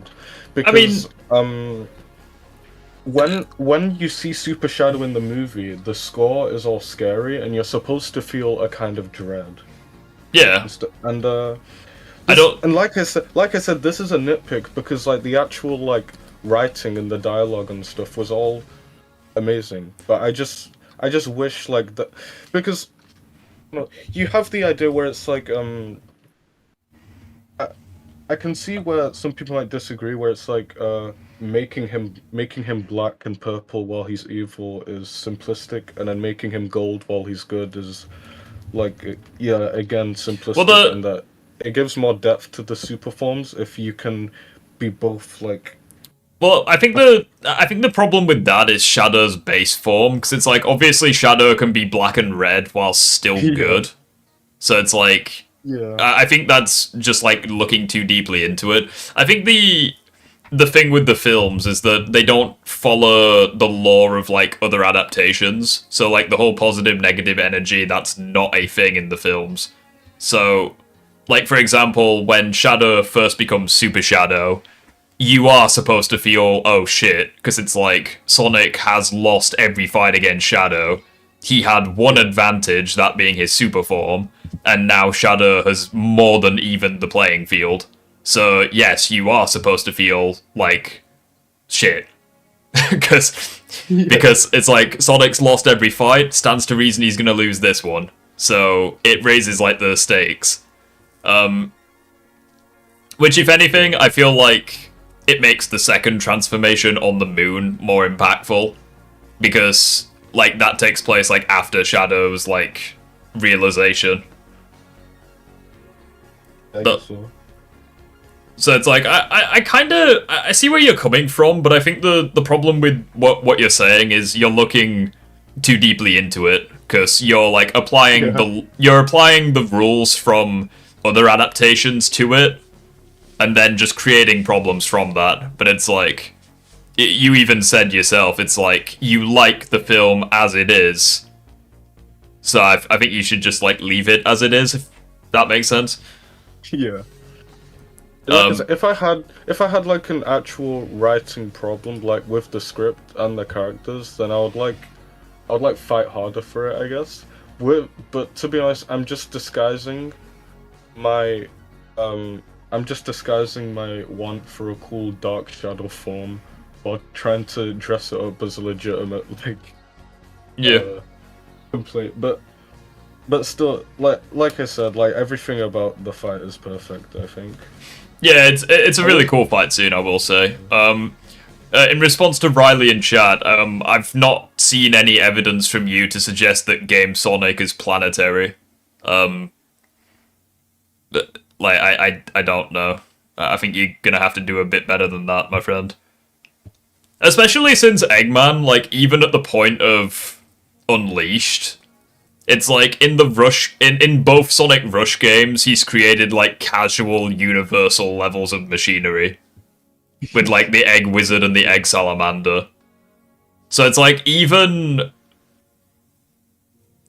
before the events of Unleashed, it's like Eggman's tech is already like, he's done like universal destroying things. Yeah.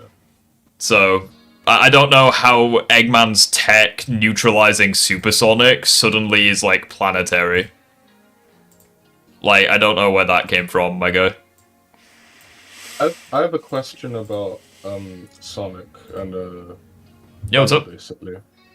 I'm actually undecided on this one, basically. So, is Shadow's backstory more impactful if he doesn't remember what Maria told him, or if he remembers every word, but he's putting his own need for vengeance first?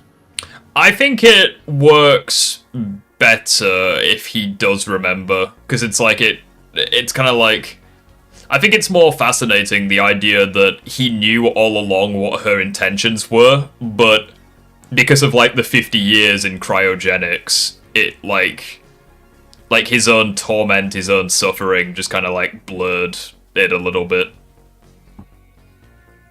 Now that you say that, I do think it makes more sense why Amy's speech would get through to him then, because if he just didn't remember, then he didn't really have those like. He would have a vague sense that Maria wouldn't want this, but since he misremembered what she said, then he'll just go through with it. But if he's actively ignoring what she's saying, then Amy's speech would hit harder. Because it's like, I don't really like Sonic Adventure 2's writing, but I think one of the strongest parts of that game was Shadow's writing. Because it's like, you kind of get indications in the game that he is, like, misinterpreting what she said. Like when, at the start of Radical Highway, when he promises her revenge, which is not what she wanted. But also in White Jungle, when he, like, openly is, like, mocking Rouge for, like, getting trapped.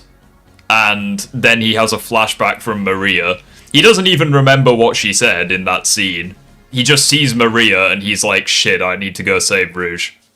So it's like, he's kind of forgotten, but at the same time, you could probably just chalk that up to 50 years as, like, fucked with that memory. Yeah. I think Sonic X in particular, I don't remember because I haven't watched it in a few years, but I remember in season 2 of Sonic X when Shadow's introduced, it has the Maria speech of her telling Shadow to protect the world, but it's all like blurred and her dialogue is inaudible. And then Shadow's like, "Yes, Maria, I'll kill them all." Something like that. So it's like just a huge like misinterpretation. He just fully dedicates his entire life to like a misinterpretation of what. Oh, this is interesting, and it's actually Sonic 3 related as well. Hot take: Super Shadow in the movie was stronger than Super Sonic in the movie, since he was easily defeating Sonic until Shadow talked shit about Sonic's family that gave Sonic the rage boost he needed. So. This was something that a lot of people got angry with me, because the very same day that I saw Sonic 3, I made a YouTube short on Sonic vs. Shadow, and I feel as though they're, like, relative to each other, because, like, in that fight, there were moments where Sonic was dominating Shadow. There were moments where Shadow, like, was... So it's like, I feel as though they're relative in stats, I don't really know in retrospect. I think it might. I'm not a power scaler, but I feel like in that moment when Shadow's like rage baiting Sonic, he's just not very like motivated anymore, because he's kind of like already won. Like the Eclipse Cannon is it's happening, and he's just kind of projecting his own like feelings onto Sonic. And he doesn't even try. I don't think he tries to like dodge the attack or anything. And when he's on the moon, he just surrenders. Well, I mean, to be that's kind of was doing kind of well against him. Well, that's the thing as well. It's like the way I interpret it is that like I feel as though Sonic like didn't want to ever kill Shadow. It's like he probably thought about it, but he was probably like he was probably conflicted during the fight. But then you have Shadow, who obviously has no reason to be conflicted because he wins either way. Either Sonic kills him, which he wants, or the Eclipse Cannon destroys the Earth, which he wants. So from Shadow's perspective, he doesn't really have a reason to kill Sonic. But, he, like, at the same time, though, killing Sonic would be in his best interest, because obviously...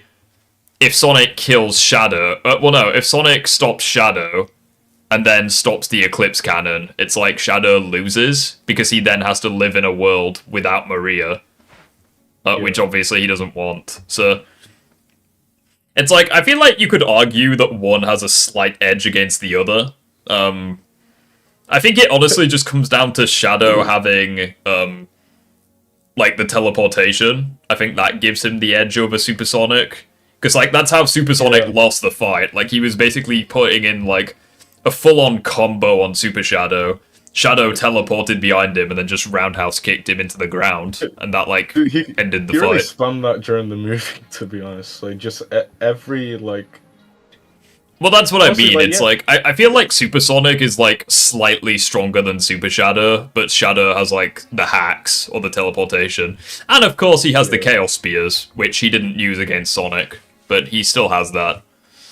If we look at the Tokyo fight, like Shadow gets the upper hand by teleporting like behind Sonic to grab him, and then he goes on the motorbike, and then they have that they chase each other, and then they have that clash in the sky, where I don't know what you can say about that, because Sonic gets knocked out, whereas Shadow didn't, and they both like full on like equally went full power for that punch. Yeah, I think Shadow, like if you compare like base forms, Shadow is more powerful than Sonic. Yeah. I think that goes without saying, but Part of Sonic Adventure 2's narrative was where Sonic was like the true ultimate life form or something, and he does like actually surpass like Shadow because it's a video game where you progress. But the movie just didn't really have that. Like Well- in the final, when they're like trying to stop the Eclipse Cannon, Sonic falls like down to the earth where Shadow keeps it up. yeah, it's one of those where unless there's like an actual explanation as to why that happens, but I don't know. I genuinely don't know like why Sonic falls and Shadow doesn't. But it's fascinating regardless. Oh, excuse me.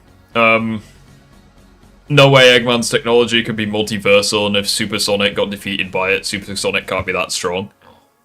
Well, again, like, I don't know how that equates to him being weak.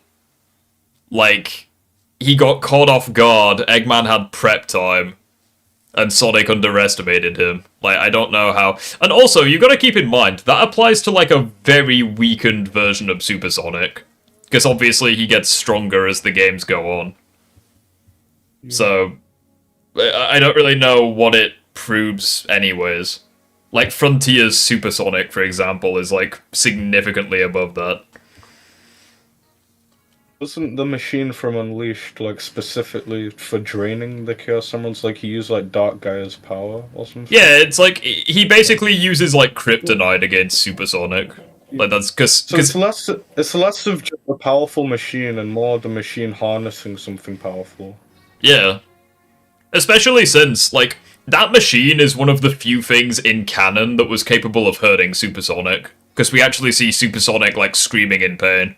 Which is a rarity in the series. Yeah. I mean, yeah. That's pretty much it. Yeah. Do you have any thoughts on Dispatch or Spider-Man? Or anything like that? Spider-Man 2 I will always love, even though I acknowledge the story is not good. Dispatch I enjoyed. I think it's glazed a little too much, but it's still really, really fun. Yeah, I think that's fair. I really like Dispatch, but I understand that. And since you're a Sonic fan, I will ask you two questions. Number one, what is your favorite Sonic game? And number two, what is your favorite modded Sonic game? Like, fan project? Okay, so for number one, with childhood bias, it'll definitely be Sonic Adventure. But if I'm objectively going for what I think is the best Sonic experience, it would probably be Sonic Mania. Out of the ones I've played. Okay. Yeah. And then for number two, Project 06, I don't know, like... That's a safe answer, but honestly a based answer. I know it's safe, but the thing, as a person who's played Vanilla 06, I had an Xbox back in the day, and I would just like cry at that game. Like that first max speed section, I specifically remember just like crying. It's like I just couldn't I don't know. And then Project 06, like it's dude, this crazy. Yeah, Yeah, safe PO6 is answer, mental. but like, yeah. What do you want for Sonic 4? You think? I honestly don't know. I feel like people who are wanting Silver in the film would be very disappointed. I'd be very surprised if he shows up. It seems like they're adopting like Sonic CD. So it's like Amy's showing up, Metal Sonic showing up, Shadow's probably going to return because of the post-credit scene. I think it's better for longevity if Silver doesn't pull up. Yeah, I think Silver gets glazed too much. Like, people want like a year of Silver, but I'm like, what is there with Silver besides Sonic 06? And Sonic 06 has returned in both generations games. It's like, Yeah. Silver just doesn't have any lore in the series. And it's As a like, Dragon Ball even fan, like, even with Shadow, they basically had to like retell his one and only solo game with Shadow Generations. It's like neither Shadow or Silver have enough lore for an anniversary game.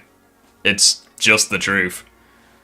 I don't know if this is a hot take, but even as a huge Shadow fan, I'm just kind of sick of Maria and him going over his past and stuff. I really want Shadow Generations to be the last Shadow story where it's one thing I love about 06 is that Maria is not mentioned once. Like, it's just Shadow being Shadow and having a good story. Yeah, Like, he's just I like moved that. on. And obviously, because of Shadow's poor treatment and along with the overall poor writing of like the 2010s, obviously some kind of like revival of I don't know what you call it, but like obviously Ian Flynn has to come in clutch to kind of reintroduce people to Shadow and that he actually is peak. But from now on, I just want him to move on. Yeah, that's fine. Especially with Sonic 3, like, we've had too much of Shadow's backstory in the arc. So, yeah. Yeah, that's fine. I agree with that. I feel like for me, I've just played Project 06 so much that I can actually play normal 06, and it honestly just doesn't bother me that much anymore. I don't have normal 06 anymore, and if I get the chance, I want to beat it. I feel like it's like when I replayed Sonic's story, like, a few months ago now, like, on stream, I think there were only, like, 2 or 3 bits in the entire story that actually pissed me off. Like, most of it was alright. I wouldn't say it was good, particularly. It wasn't. But it's like, even the max speed sections, like, I was shocked at how, like, easy they were. I think I've just played too much PO6, but... I think that as a teenager, if I replayed Vanilla 06, I would probably die a bunch, but I would be able to beat it. Especially with PO6 experience.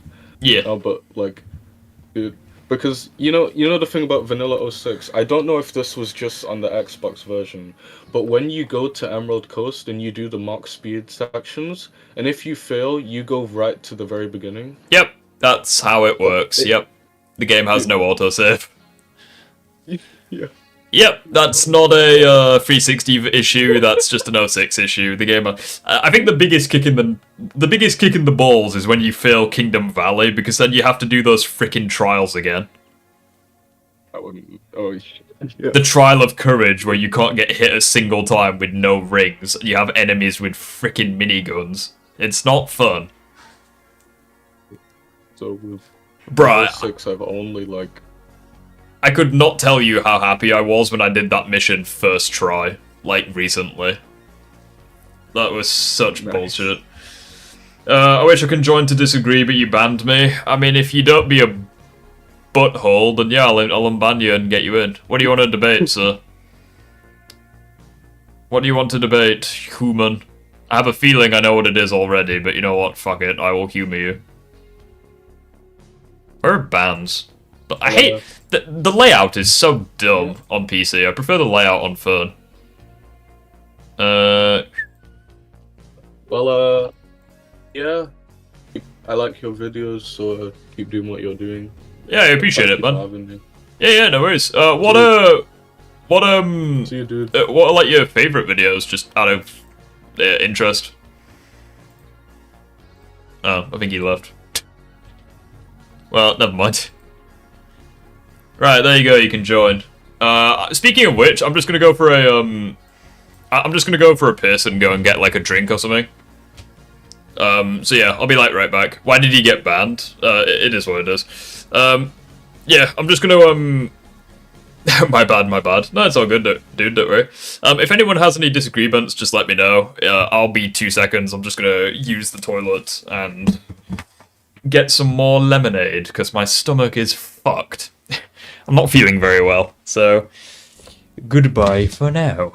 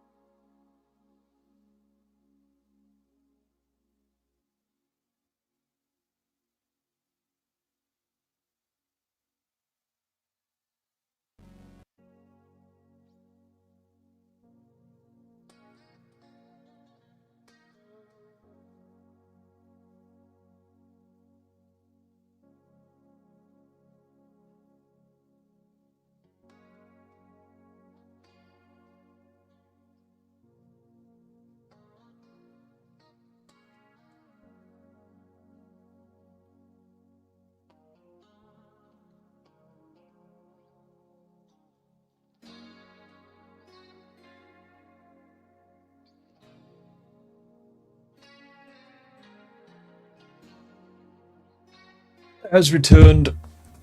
Here.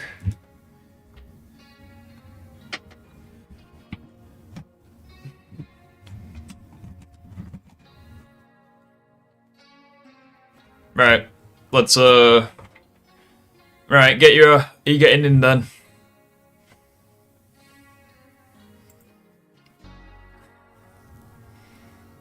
Join the thing then, human.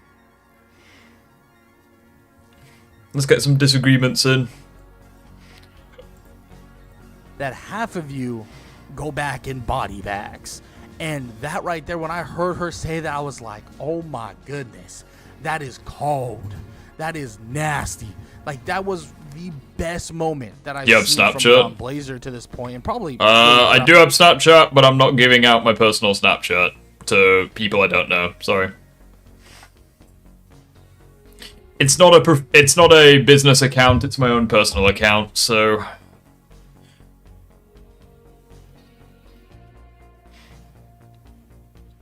I gotta say, the link to my socials are in the video descriptions.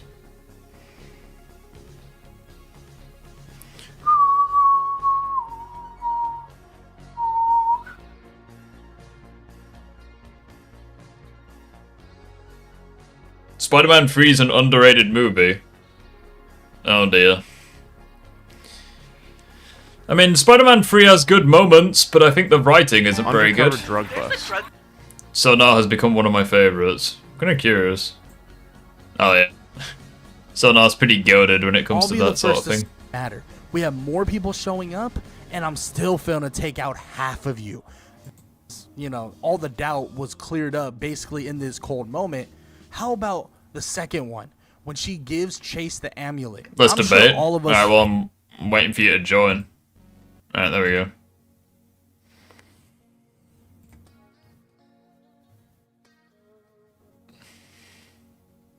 No, hold on.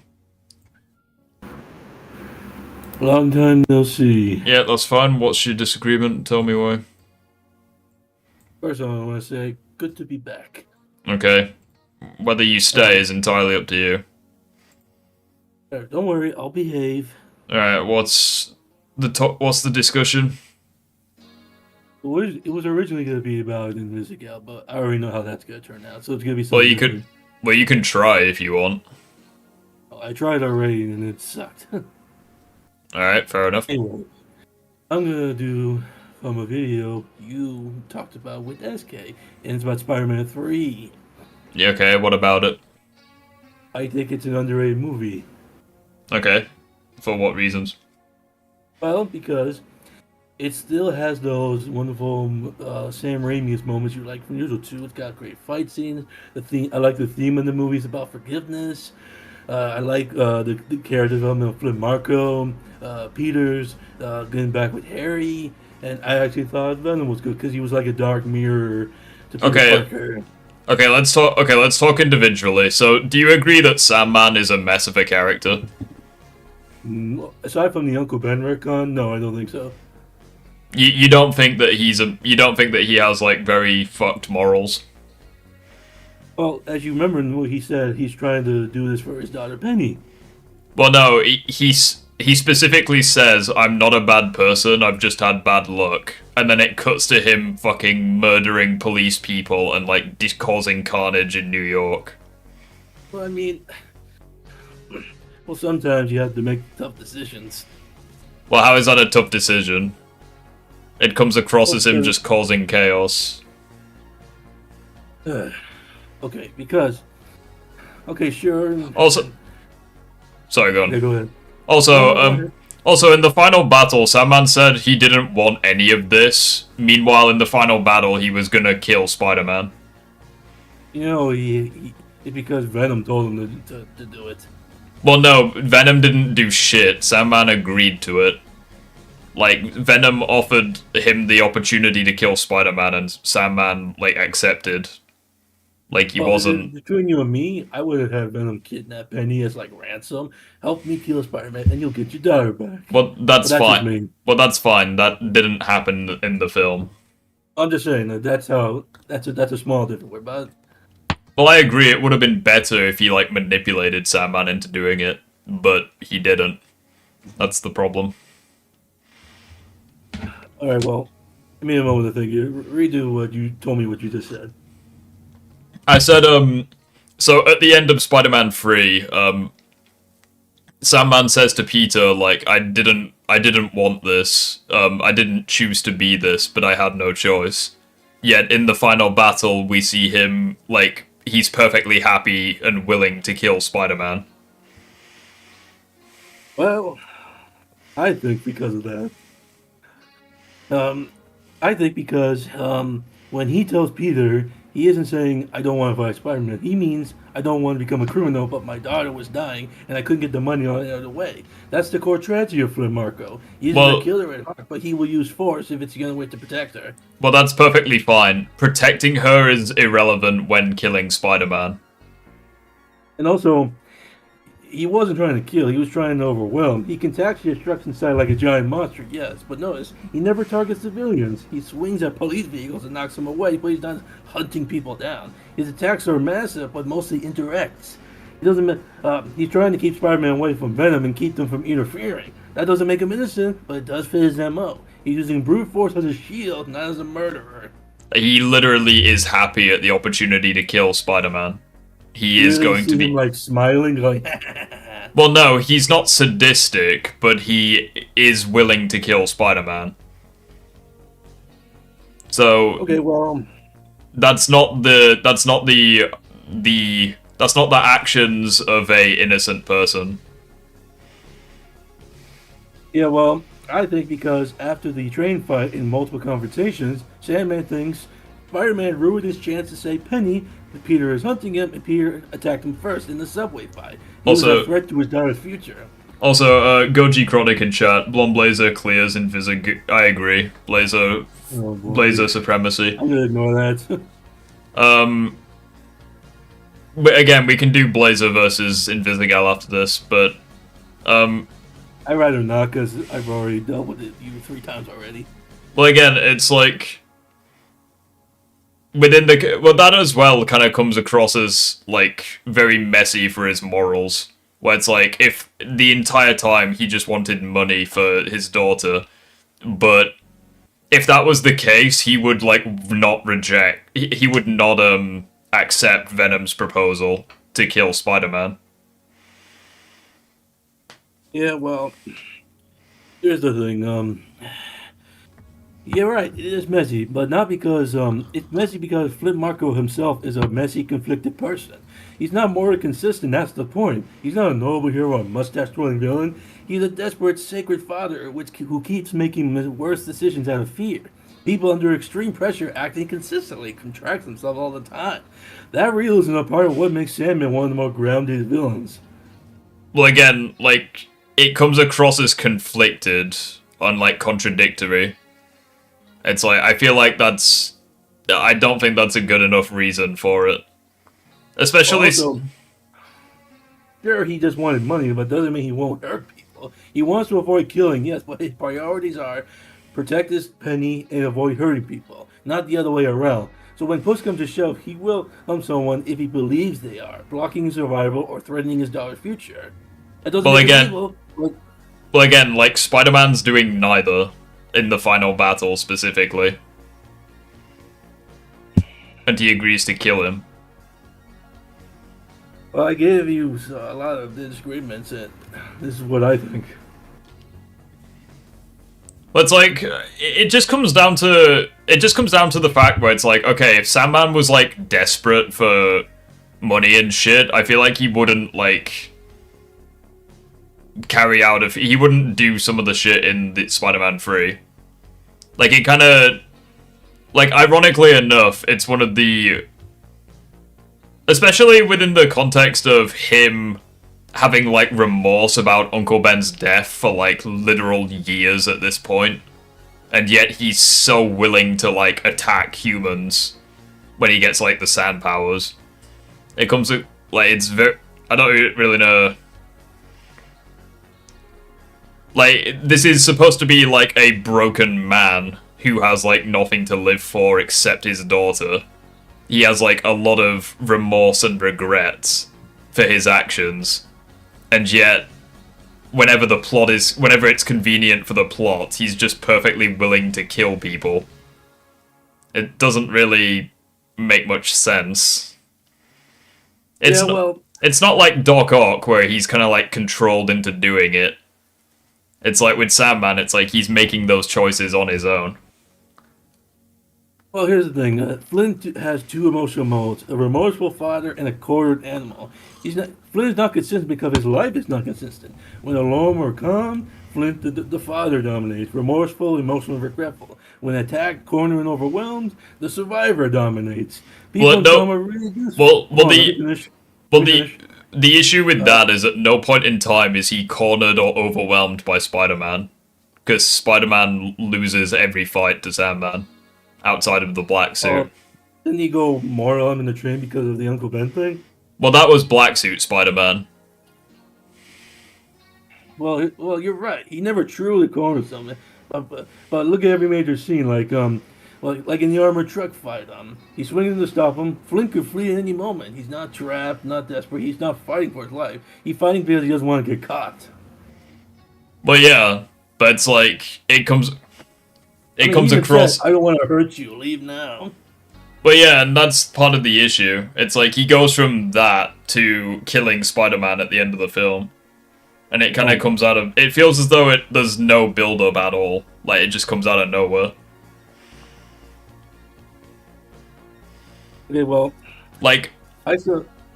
I don't have an issue with Flint, like, wanting to kill Spider-Man. I think that the issue was they just didn't develop it well. So it kind of just comes out of nowhere. Well, here's the thing, like, his intro, when we first see him, establishes a sympathetic, non-lethal criminal. He's desperate, not malicious. He steals because his daughter is sick. He avoids confrontation unless cornered. Well- In the upper car fight, he never tries to kill the guard. He just tries to escape. Well, that's This part was of... the image. Well, hold on. You say he's like an innocent, non-lethal guy, right? Oh, It's like... little. Well, yeah, it's like cuts to the end of the film where he's like Why going was to he going kill back to that? Spider-Man. Why? Well, because you say... Because that's my issue. It's like... Well, I'm he bringing hims- up other scenes of the film. You just keep going back to that. Well, no, because that's my point. It's like the entire premise with Flint Marco is that he's a good person that has bad luck, but it's like he's not a good person. He is going to kill Spider-Man. It's like that's the problem. Well, I still like this movie despite how you feel. It's just that if you think this stuff wasn't, just blame it on the people who wrote the movie. Well, that's not fair. Like, it's the film that's being criticized specifically. Well, I mean, they're the people who wrote these out of nowhere stuff you're saying. Well, again, like, the poor writing is one thing, but pointing the blame at individual people just doing their jobs, if I you don't think remember- that's fair. This, with this, you keep bringing up him. I mean, he originally wasn't in the movie, and the studio forced him to put it in there. Yeah, I know, and that's bullshit, but I wouldn't blame the writers for that, because they were just doing their job. I would blame Sony for that. Okay, well, we talked enough about Sam. Is there anything else you want to point out? Or... Well, what other points did you have? Because you had, like, quite a few earlier. Okay, alright, what? Okay, then give me something else you did like, and I'll try to go over it. For one, I didn't like how Peter was very careless with his secret identity in this film. When was he careless? Like in Central Park, where he's just chilling on a web with MJ, and like without his mask. We also see on two occasions The during park was empty at that time, right? that again, it doesn't take much for his identity to be revealed at that point. You also have two occasions in broad daylight where Peter is just chilling without his mask. The first one being at the festival, and then the second time immediately after the Sandman battle. After this, he goes up to tall buildings, right? Yes, he's still, like, very much at the scene of a crime, and people would have seen him swing up to that building. You think people are gonna watch and go, hey, there he goes? Yeah, of course they would. New York loves Spider-Man in Spider-Man 3. He's, like, the most loved character in the city. Of course they're gonna do that. Okay, well... Literally minutes prior, they were going to give him the keys to the city. Like, you really think they wouldn't, like, follow him? Follow his movements? Okay, that sounds like a stalker. Well, no, they're not stalking. It's like, you know that moment when MJ leaves the fucking theater, right? It's like, literally everyone stops what they're doing to clap when Spider-Man swings by. And they do exactly the same thing in the final battle as well. It's like Spider-Man is a very popular figure in New York in Spider-Man 3. But here's the thing, like, to bring up those three things you say, for example, the key thing, people only start looking at him right when they're like, oh, like, here's your friend here with Spider-Man, and he swings down, he's already has the mask on. Well, no, the point is it's still broad daylight and he's there. Like, it only takes, like, one person, like, either on the ground or in the buildings to notice him without his mask. Oh, well, he takes off his mask in all three movies. Well, yeah, but there is usually context for him doing that. Like, if you give an... As for the on the web thing, it was higher up in that public view. He puts his web stuff in high places, years between buildings where a few people can see. Well, yeah, but in that specific instance, it's in Central Park, which is a very big, like, tourist attraction. And New York is busy. People don't stare up all day.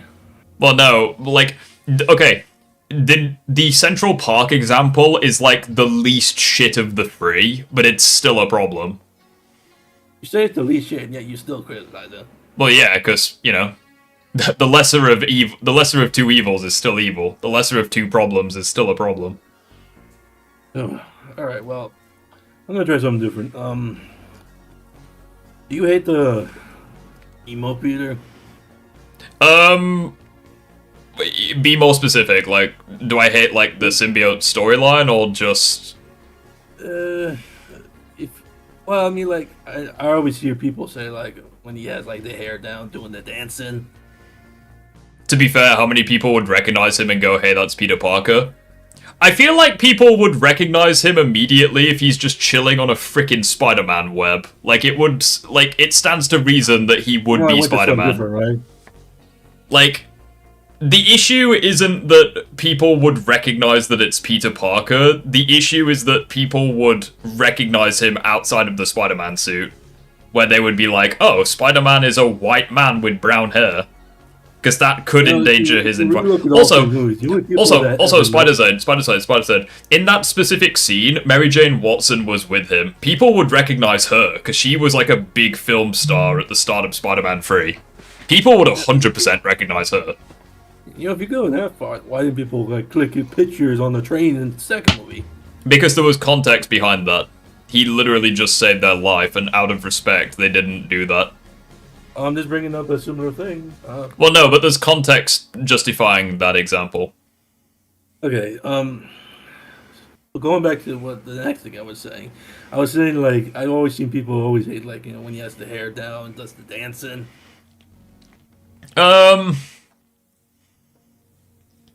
You know, I agree. It's I'm kind of just neutral.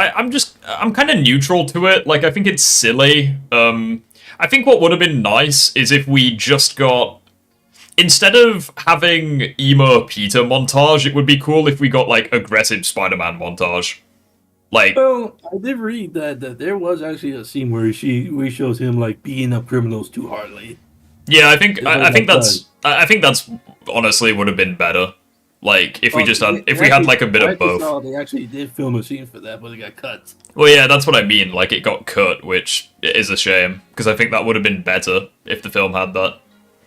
Well, I mean, like, sure, he had the whole, like, oh, I'm gonna be all swingy, but he still shows some aggressiveness, like when he hits MJ, or like, he'll get you right when you pick this damn door. Well, yeah, it's like, he shows moments of aggressiveness, but it's like, I feel like it's kind of, like, inconsistent in the film, like, the way that, like, the film portrays it.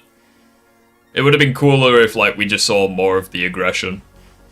Okay, well, so we're 50-50 on this one. Because it's like, because the problem with the whole aggression thing is, I think, as over the top and goofy as the 90s show is, with its voice acting, I think that show did it better, where it's like, he has moments of anger here and there, and he kind of has, like, self-awareness at the start. He's like, oh shit, like, I'm not right, something's going on with me. But, like, because... Like when he almost killed Rhino? Yeah, but like there's context that prevents him from taking off the symbiote because obviously there's like a bounty on his head that Jameson issued. There's also like issues with I think it's John Jameson gets kidnapped. I can't remember. I haven't seen the alien costume episodes in a while. Yeah. So it's like he has moments where he's like, "Oh shit, something's wrong," but he doesn't really like. He kind of. He's like too busy to remove the black suit. He's like, "Yeah, I the black suit. You know, I'll probably get rid of it at some point, but I need it right now." I remember reading someone said like the way Peter feels about the suit, it's kind of like an addiction. Well, no. The problem with that is, I'm glad you brought that up because I'll mention the addiction in a second. It's like I think what made the '90s show very good is that he didn't realize until too late that it was like really messing him up. But in Spider-Man 3, we don't really get that where it's like he has. Hold on. Let me explain. So it's like he has the aggression with Sandman, but he has that before he gets the black suit. Because obviously he like stays up all night, like ready to hunt down Sandman. He also has like a moment of aggression with Mr. Dickovich. But then he basically has no aggression until the fight with Harry, and then after that he has like no aggression until he slaps MJ. So the problem that I have when he like fired Eddie Brock. He like pushes him against the wall. Well, no, I wouldn't really say that's. I mean, yeah, I suppose like just that small act of physical violence, but it's like even then, I don't think that's. And also, like when it comes to like when he realizes, oh, the suit's changing me. Usually when he like hurts or blows off his friends. Well, no, but that's like right at the very end when he's going to take off the suit. It's like I think the problem. Right when you said about the whole hitting MJ, you can see his face go, "Oh God, what have I done?" Well, yeah, that's what I mean. Like that's right at the end, where he like finally realizes. But I think the issue with the addiction thing as well is that Spider-Man 3 doesn't do that good of a job portraying the addiction because he has like one scene where it's the first scene that he has the suit where he's like really enjoying it. Like he likes the suit, it is what it is. But it's like here's the thing.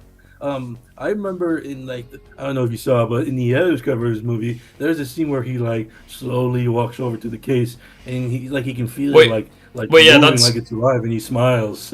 Well, yeah, that's perfectly fine, but that's the editor's cut. That's not what we're discussing. But it's embarrassing, but yeah. But it's like the problem with it is he like the whole addiction thing. It's like it's not.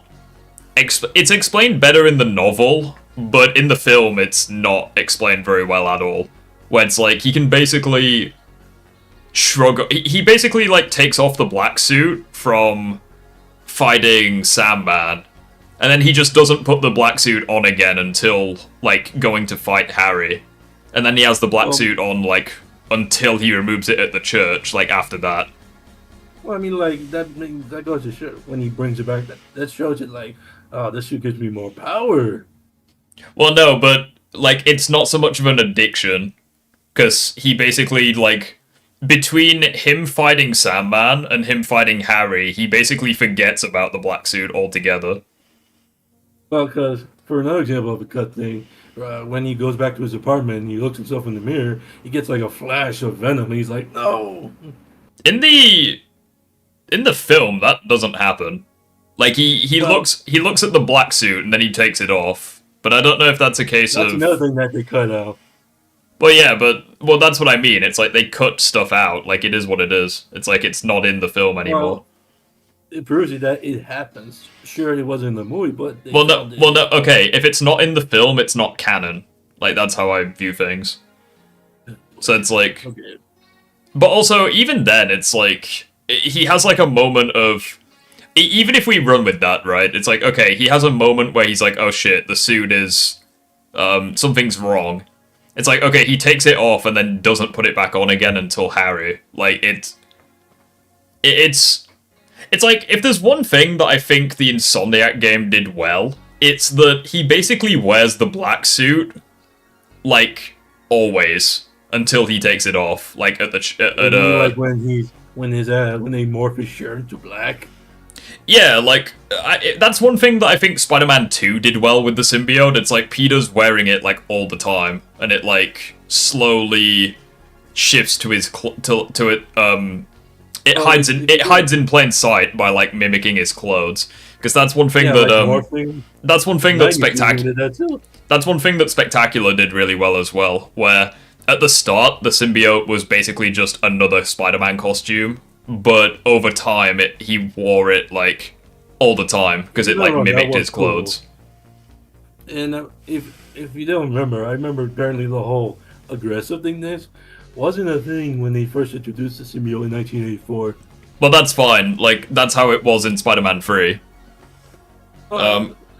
The aggressive thing only started becoming a trend in the 90s series. That's fine. But that's... My last thing, or we can talk about is, despite I know you could bring up the amnesia thing, I thought this movie was a good ending to the story of Peter and Harry. Well, it had like a decent ending, but it was quite rough up until the ending. Oh, yes, I said I already know you were bringing up the amnesia thing, but I still think like. Well, no, I think it has issues outside of the amnesia. It's like, because canonically, I'm fairly certain 2 years take place between Spider-Man 2 and 3. I found out it was only a year because I looked at like a shot in the movie. Okay, that's fine. That's fine. So even if it's 1 year, I find it really stupid that Harry has known about Peter's identity for a whole year and didn't attack him until now. And I also think it's stupid that Peter knew that Harry knew for a whole year, and yet he's only just now wanting to explain, and he's only just now wanting to sit down and talk about things. Well, here's the thing, like, I've read all my history on this stuff, and even before we see in the events movie, he still tried to talk to Harry and tell him that, I didn't kill your father and all that. Well, no, but he waits too late, that's the problem.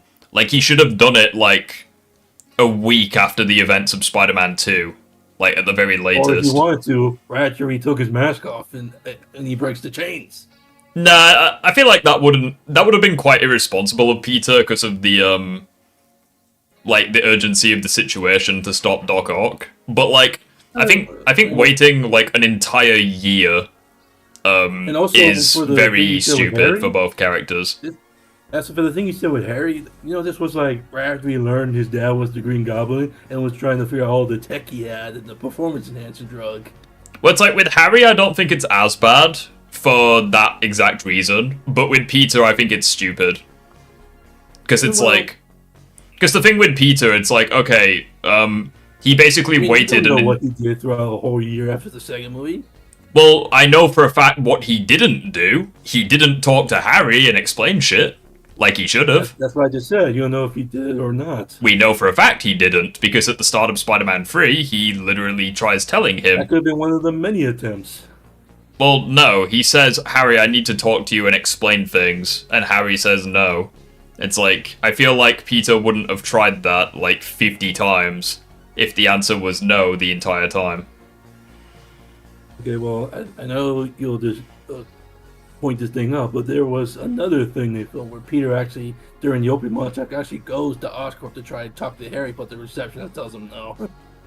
Well, regardless, that's not in the film, so... See, I knew you guys said it, but I'm just saying.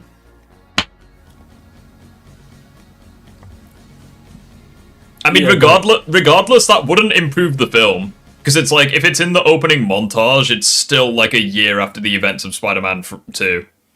So it's like, that wouldn't actually address the issue I have. Okay, well, still, still, like, this, the reason why I think, like, it's a good ending to a story, because, like, at the end, like, when he helps Peter defeat the bad guys, they're back, he's like, all that, and when his last words are, "You're my friend," still makes me teary. I mean, it's a nice ending, but everything up to the ending just feels strange, like in terms of the writing. I know, but like I said, when that happened, it makes me tear all the time. Well, that's perfectly fine. It's like Spider-Man 3 has good moments, but as a film, I think it's like very flawed. Okay, sure, it has hicks and walks, but it's still got the stuff you like from the first two movies. Well, I think I think the reason why the first two movies worked was because of, like, I liked the writing for, like, all of the characters. But in Spider-Man 3, I don't. Like, I don't really like what they do with Peter. I don't like, what MJ does with, Okay, so you brought up the MJ thing. You remember that one scene where she's talking about the review stuff in his apartment? There's this one type of thing she says, like, I look at these reviews and it's like my father wrote them. Okay. It goes back to, like, how we know her from because she has that abusive, like, life from, like, you know, from her dad, which is something that was adapted from the comics and all that. Well, yeah, that's not the issue. I think the issue is how she basically... even though she's fully aware that Peter is Spider-Man, and Spider-Man has, like, saved her on, like, at least 4 occasions at this point in the series, I find it stupid that she would, like, actually, go along with Harry's plan and just break up with Peter. And I also think it's very stupid that she would cheat on Peter with Harry. Well, if you remember before that happened, Harry tells him, if you want Peter to live, you gotta do something for me. Yeah, I know, and Peter's fucking Spider-Man. Well, then we could have gone into fight scene if you didn't gone with it, because he would, if you know what I mean. But it's like, why would MJ, like, take that seriously? Because it's like, from her perspective, Spider-Man is almost undefeatable. Because he saved her against Green Goblin, he saved her against Doc Ock, he saved her against groups of muggers. Considering, like, I've said this before, like, he used a different version of Norman's Goblin Serum. Well, no, but MJ wouldn't know that. But it's like, from her perspective, he's taken down, like... he's fought, like, many villains at that point, and he's pretty much come out on top. Well, it never really bugged me, but I understand how they feel, but yeah. But it's like, to put into context how stupid this is, right? It's like, in Spider-Man 2, she discovers that Peter is Spider-Man, and she literally abandons her own fucking wedding to be with the guy. Like, she abandons her own wedding to be with Peter Parker. For every time people hate on this character. Well, no, it's like, well, no, I'm putting it into context how stupid this is, right? So, she loves Peter Parker so much that when she discovers he's Spider-Man, she leaves a guy at the altar to be with Peter, yet the second Peter Parker's life is threatened, she breaks up with him. Like... I mean, like... do you know how... Like, I feel like his life would have been threatened so many times as Spider-Man. What, you mean like the... Well, if I had a nickel for every time a supervillain come after me... Yeah, like, why would... It's like, Spider-Man is one of the strongest people in the city. It's like, why would MJ, like, not trust Peter one with of the that? strongest people, aside from the supervillains. Exactly, and who beats the supervillains? Oh, I thought you meant the whole, like, you know, other heroes thing, but never mind. Well, no, I meant, like, Spider-Man is basically, like, the GOAT as far as New York goes. And MJ knows that Peter is Spider-Man. So it's like, I think it's stupid that she would not, at the very least, give Peter a hint that, you know, Harry's doing something. Yeah, well, I think, I think because, Also, I think he didn't. Also, I think it's stupid that she cheats on Peter with Harry, like, even before he becomes the Goblin. I mean before, because when that kiss was, it was after that whole little, like, he reads the poem at his apartment. Well, yeah, but regardless, like, if she loves... The film expects us to believe that she loves Peter so much, but then she cheats on him. She was mistaken and left. Hmm? You know, that thing you were referencing, right after, and she realized, oh, this was a mistake, and leaves. Well, no, but that's not the point. It's like, she shouldn't have let it get to that point to begin with.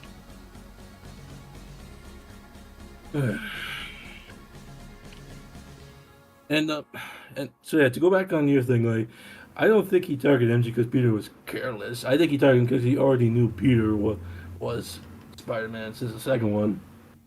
What do you refer... What's that point in reference to? Oh, wait, I said that wrong. Anyway. Okay, so All right, I think we like went over all the points you don't like. Well, yeah, I don't like Sam. I said a question. What question? I said you think we went over all the important things. I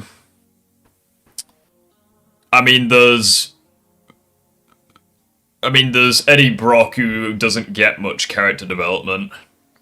Well, There's- I've already seen people make defense on him, saying how, okay, sure, people think the casting was bad, but I consider he was like the dark mirror to Peter, like Fucking what high the life top he films. could have gone through, the High life top he could have films. gone through if he didn't have responsibility. Yeah, high top films. Seriously, I like that guy. I know, and I know you do because you said exactly what he said word for word. What? You gotta be kidding me. I've seen his video on Spider-Man 3. You said exactly what he said word for Hey. word. Sometimes I agree with the guy, sometimes I don't. Well, the problem with that is, like, his development is too quick. Like, we don't get enough time with Eddie Brock. So it's like, I like the idea of him being, like, a dark mirror to Peter, but he just doesn't have enough screen time. He doesn't have enough development. Like, it's like the very first scene we see of him, he's literally just a nobody at the crane scene. What do you mean, like saying like, it's Brock, sir, Edward Brock Jr. I work at the Daily Bugle. Yeah, it's like, yeah, he basically shows up in the middle of a scene. Like, he doesn't have, like, any substantial build-up or anything.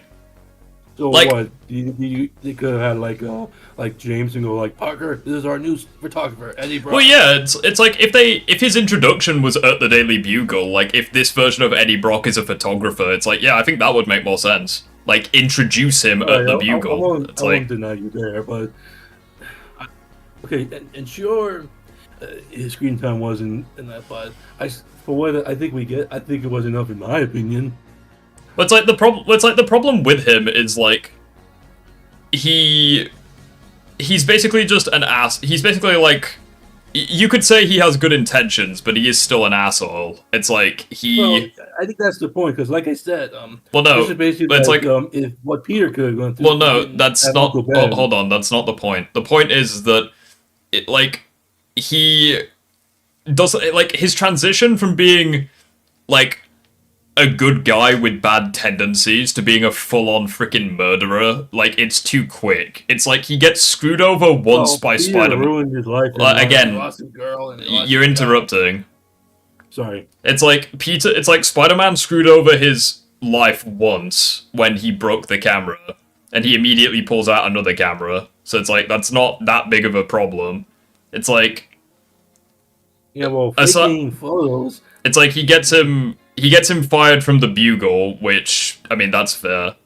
And then he takes Gwen Stacy to the club, but like, the idea that he gets screwed over once or twice from Peter, therefore he immediately goes to a church and wants God to kill Spider-Man, or to kill Peter Parker. Like, it's too sudden. It doesn't. I'm sorry, it's silly. Like, Okay, then like, well, if you think it's too sudden, then like, when like, let me give you an example. Like in the first movie, like when Peter goes after the Green Goblin, you mean like, I gotta go kill him. what? What are you on about? Well, you're saying that his like sudden turn to hatred was too quick, but like, what about with the Green Goblin? Well, that was different. Green Goblin literally had like a mental problem. Like, he had like a literal other personality in his head from a failed science experiment. Like, that's not a good equivalency at all. And even then, like, what made Goblin interesting is that, like, Norman tried resisting it at one point because he wanted to be, like, perceived as innocent. It's like with Eddie Brock, we don't get that. It's like, and that's another thing that I think the 90s series does well. It's like, Peter screws over Eddie Brock unintentionally, like, all throughout season one. That, he actually had episodes. Like, Well, yeah, well, no, like, Eddie had, like, more episode. screen time. Exactly, it's like, Peter didn't intentionally try on... With the lizard. Again, stop fucking interrupting, I'm trying to explain stuff. Like, I think that's what makes the animated series work. Sorry. That's what makes the animated series work so well, was like Eddie gets significantly more screen time, and we see point by point how Peter and Spider-Man unintentionally screw over various aspects of his life. So it's like him becoming a villain in that show like makes much more sense, because it's like, but in Spider-Man 3 it's like he gets screwed over once or twice and that's it. He just becomes like a sadistic murderer. In that, but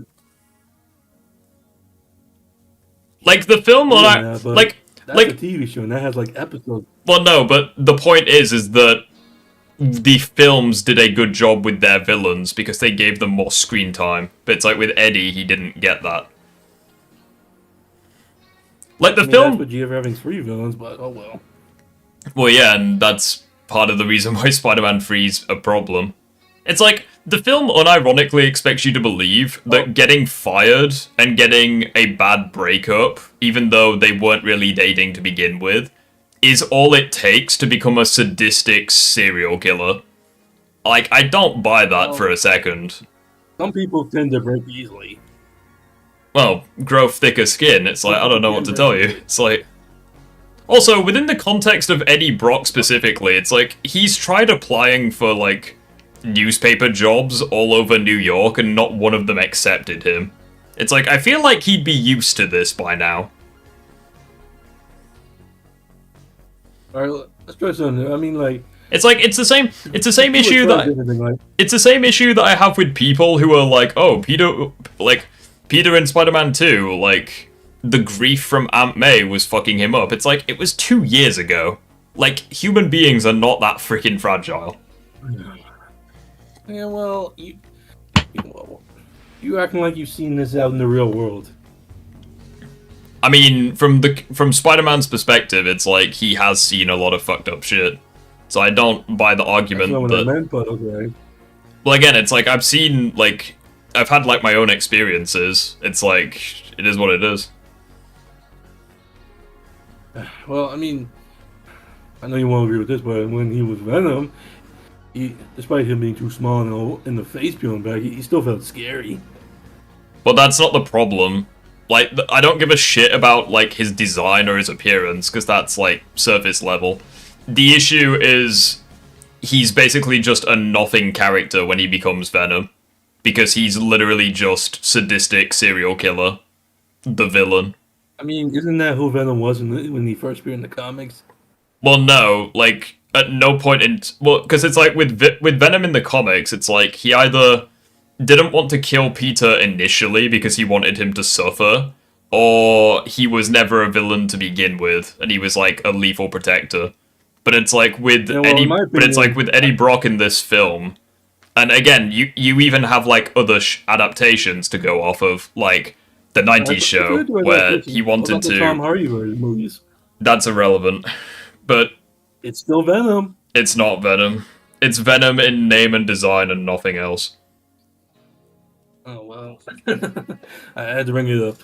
But it's like, in the 90s show and Spectacular, it's like, they do a better job with that, where he doesn't want to kill Peter initially. It's like, they want to ruin... his life, and I think that works better than Spider-Man 3's Venom, where he basically just becomes a nothing character. He's just a serial killer once he gets the costume. Oh, aren't all Spider-Man villains serial killers? Carnage! Well, no, Carnage is, but like some of them are more sympathetic than others. Venom potentially being one of them. Well, in my opinion, I think Venom works better when he's a villain to Spider-Man. Well, that's perfectly fine. Like, you can have Venom be a villain and still be complex. But it's like, Venom in Spider-Man 3 is not. He's just a serial killer. And nothing more. Like, he's boring. It's like, and you can compare him to another serial killer. Let's compare him to Norman Osborn's Green Goblin. It's like, even it's like, yeah, he wanted to kill... a serial killer? Yeah, of course he fucking is. But it's like, even in... No, not him. It's like, even in Spider-Man 1 with Green The fuck? What is up? I was mid-sentence, but okay. 2 secs. What I was saying was... like, in Spider-Man 1 with Norman Osborn's Green Goblin, it's like, he is a serial killer, but he is more complex. Like, he is more fascinating. He's more developed than Venom. Okay, well, agree to disagree. Well, no, there's no agree to disagree about it. It's like Venom in Spider-Man 3, he is literally a serial killer, and nothing more than that. His entire motivation is just to kill Spider-Man and nothing else. I mean, okay, well, Y'all talking about Spider-Man? That's a different compared to the other ones. So what? What was that? I mean, okay, sure you want to kill. I mean, that's like a different compared to ones who didn't want to. Like it's a small change. Well, no, the issue... It's a small change that Venom has completely different morals. Are you kidding me? Well, no, the issue is, like, it's not for a reason. Like, it's not... Like, he even says, like, I like being mad, it makes me happy. It's like, he's just irrefutably... I remember people saying, like, whatever happened to a villain being evil just because he wants to be? Well, no, but you can have that, but still make it interesting. Venom. It's like... So, like, a good example of a villain being evil is, like... Have you seen, like, Harry Potter? I've seen clips. Okay, do you know who... Voldemort? Yes, like, Voldemort is evil because he's evil, but it's like, he is way more complex than Sam Raimi's Spider-Man Venom. Alright, let me try another example. The Reverse Flash from the CW series. Cybot, it's not, Cybot in chat, like, the whole spamming capital letters thing, that's, just relax, it is what it is. Okay. But what were you saying? I gave another example of, like, the Reverse Flash from the CW show. Are you fucking kidding me? He's way more complex than Venom in Spider-Man 3. Okay, and... What the fuck? I can't actually believe you tried making that comparison. Okay, relax, I'm sorry. Also, Reverse Flash is indicated in my mind. the other way. That's like... Wait, so Sam Raimi, what makes you think... What makes Venom a unique villain out of all the other revenge-based supervillains? What do you think makes him special? About revenge-based supervillains? Yeah, there's a lot of villains out there that just want revenge on the hero. Why is Venom so special? What do you think? Because, like, he's basically, like I said before, like the opposite to Spider-Man. That's not special. There's a lot of revenge-based villains that are like that. You just gave an example of Reverse Flash. What makes Venom stand out from that? Why do you think people go, yo, Venom, yeah, he's my favorite. He's so cool. I mean, he's so special. In the 90s.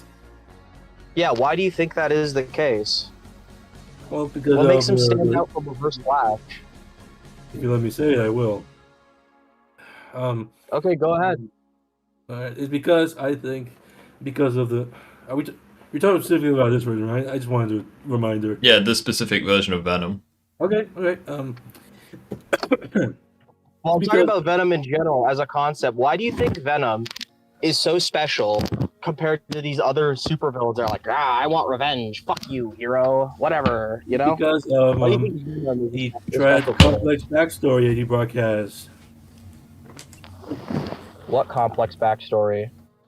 I've seen read the comics. His history with his father, what happened when he loses his job after the whole thing with the Sin Eater, and he lost his wife and all that. He loses everything. Okay, what makes him stand out from Harry Osborn? Harry Osborn had a bad father, and he wants revenge on Spider-Man. And he was screwed over because his father was killed. Why is Venom so special, bro? Storylines? I just told you. Yeah. Yes, I actually have read, and the things you've provided are things I could say about Harry Osborn. Did you read the Harry Osborn storylines? Did you read, like, Venom as a character? Like, when Venom's fighting Spider-Man, what makes people go, whoa, that's actually so unique? Man, he's not like other villains. It's because... Hold on, let me think. Well, it's really simple, dude. But it's like it's a really simple thing about the... name. It's in his title, and you're having this much struggle. Well, again, I And think. you guys- struggling. Did you read Venom? Well, again. Did you read Venom stories? And you're not Well, understanding again, what makes him I'm just special. gonna intervene. I think all of this is completely irrelevant to Raimi Venom because, like, there basically is no complexity to it. All right, I found out because Venom isn't just a villain; he's half of a broken relationship. The symbiote feels betrayed by Peter for rejecting it, and Eddie Brock feels ruined by Peter's actions or being outshined by them. The two find each other at their lowest, bonded over the same hatred over the same person. Well, the problem with that is that So, that's hang on. So two characters agreeing on hating a hero and teaming up against the hero—that's not special. Have you ever? That sounds like a classic Bonnie and Clyde kind of villainry. That's not special. What makes Venom stand That's not out more to say, from other dude. villains? Well, I just countered it because that is not what makes Venom special. Because you seem to have a fundamental failing to understand why this character is actually as iconic Well, again- as he is. It's in his title, and you're still Okay. struggling. Now, It's because he's a go ahead, more lethal eruptions. protector. well, again. Eddie Brock What makes hatred Venom so comes from special? Well, is the fact again- that Venom has Like, a- again, this is entirely irrelevant to Spider-Man 3 He Venom. started it. I don't care. Like, Well, you don't need to. Well, the point- Well, it's like you don't need to read Well, like what I'm comic trying to books to outline know with that this- Spider-Man 3's Venom is like very basic. Yeah, well, the problem I'm trying to outline is because he tried to go, him killing that's just that's like a small little like problem. When it's like the issue with that is what makes Venom stand out, which you seem to fail to understand, Sam Raimi, is the fact You that quit he's calling me a a lethal failure? protector. I didn't call you a failure. I said you failed to understand something. Those are two different things. You quit saying that. The whole point is that he's a lethal protector. He's a villain to Spider-Man, but he's not overall just an evil McBad guy. He's interesting because he has a moral sense to what he's doing. He has like a code that he follows, and he's overall more so an anti-hero than a villain. All he does is That's what makes him a unique villain. It's like He's a I'll villain even because he's not actually just straight up evil. It's because he has a belief system, and he thinks killing Spider-Man isn't just petty revenge. In his mind, he thinks it's righteousness. well That's what makes also him stand out from like the first Flash. it's like I'll even give you another example outside of the comics. It's like once again like not Amazing Spider-Man, the animated series. It's like initially his goal was like fully focused on Spider-Man and like ruining his life, but it's like even that version of Venom, it's like he had like a romantic interest with Ashley. It's like he had character failings completely independent to Spider-Man. It's like he also had like interactions with other characters, and I believe he even teamed up with Spider-Man in the animated series against Carnage. Yeah, it was also with Iron Man too against Baron Mordo. Yeah, Saved the whole world. So it's like what made that version of Venom fascinating was he had like all of this other stuff going on besides like his initial hatred towards Spider-Man. But the problem in Spider-Man 3 is that we just don't get any of that. He's literally just I'm a kill Spider-Man. Like I hate to say it, but that really is all there is to him. He just wants to kill Spider-Man. All of a sudden he's got nothing left and he just wants to kill Peter. Okay, well, it's also really I said my uncompelling. pleas and my He's got disagreements. nothing left because he's It's also uncompelling because he's got nothing left, but it's like, but all of it is just straight up his fault because he's a Look at that, scumfuck. Riptide. I went through this whole debate without being an asshole. Okay. That's what you not wanted me to do, right? Okay, fine. Confused. Right, well. How you act like you don't care? But yeah, back to wait, what did you say? well, Every time you talk, it sounds like you don't care. I genuinely I want- like this is for shits and giggles. I genuinely don't care that much. Well, at least, no. I'm happy that I'm streaming and I'm happy that we're talking about this, but I'm not gonna lose sleep over a disagreement about fucking Spider-Man. I'm sorry. Can you at least be happy that I did what you wanted, not be a dickhead? well, Sam Raimi. I mean, I don't really know why I should. That's like praising someone for doing the bare minimum, dog. Just because you have like the basics of tact in conversation doesn't mean it's praiseworthy. You should just be doing that normally. This should be a normal occurrence.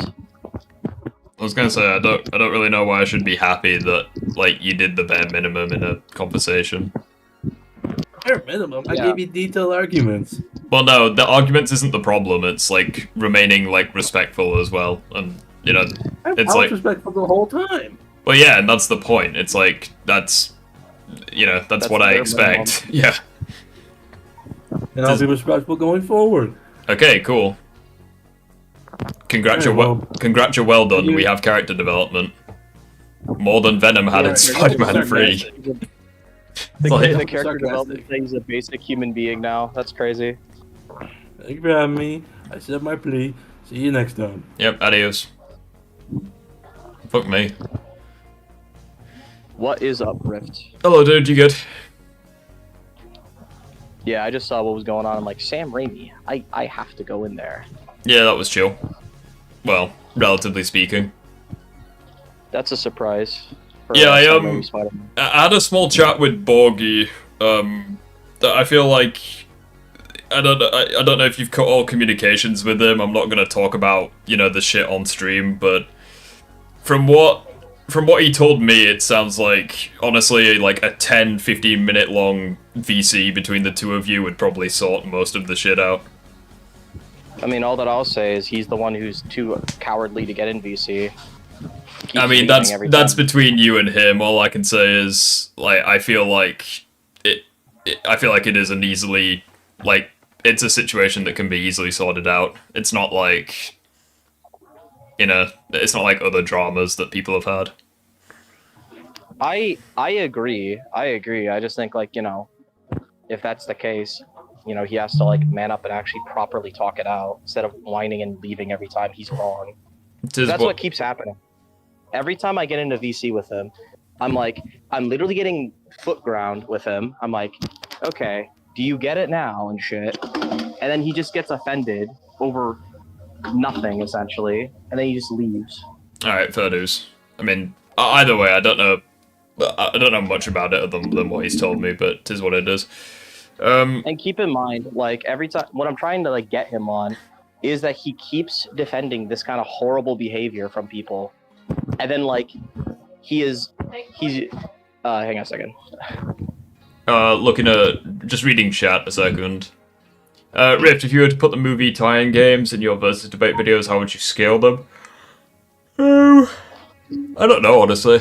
You should see Colin's defenses for Ghost of Yotei. Oh, is that the controversial one? I've not played Ghost of Yotei. I've not played Ghost of Tsushima either, if I'm honest, but... Ghost of Yotei is controversial because a woman's in it. That's all I've been able to hear.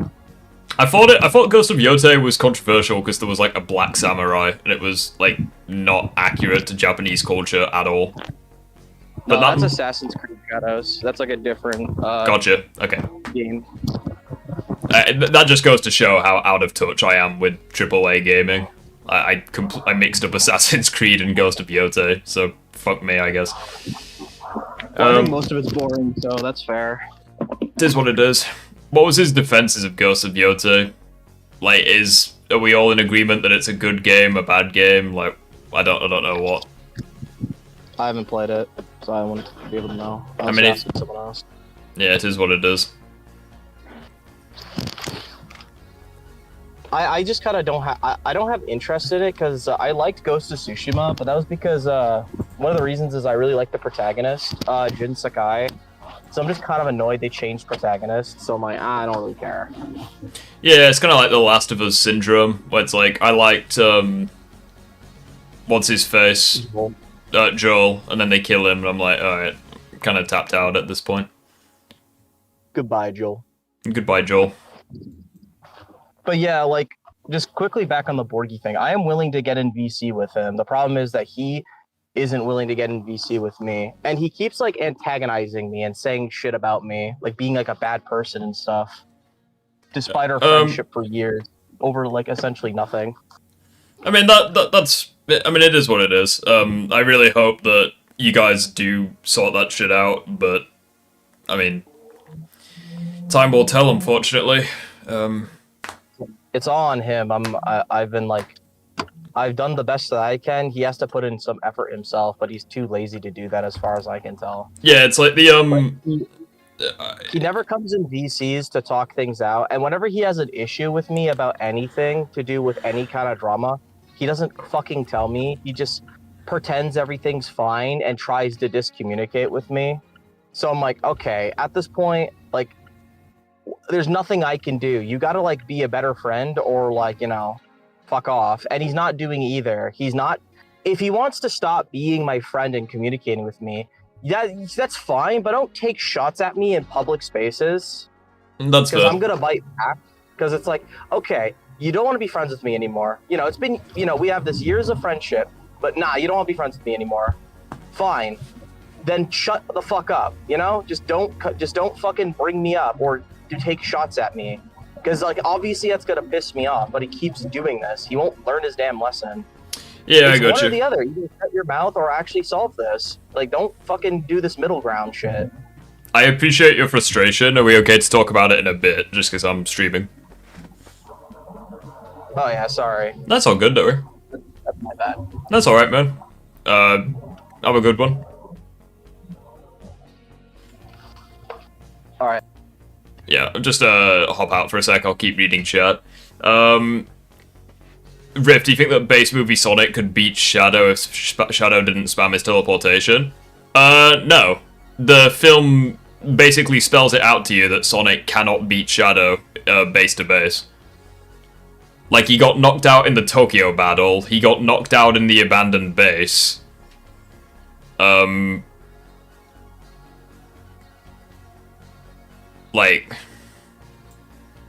Yeah, it's like... Shadow basically 1v3s Sonic, Tails, and Knuckles. Like, in a 1v3. Like, no, Sonic can't beat Shadow. Even when he's spin dashing, like, he still can't overpower Shadow.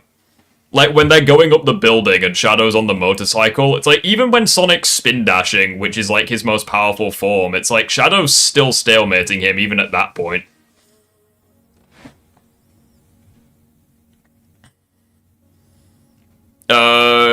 Rift, I don't exactly have a disagreement. I do have a question for you. Yeah, go for it.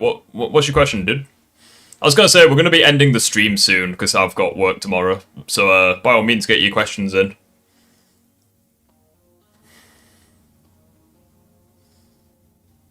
The downfall of Kinoflex is sad. Yeah, I agree. I mean, he had a chance to change, just like, you know, Joker and what have you, but...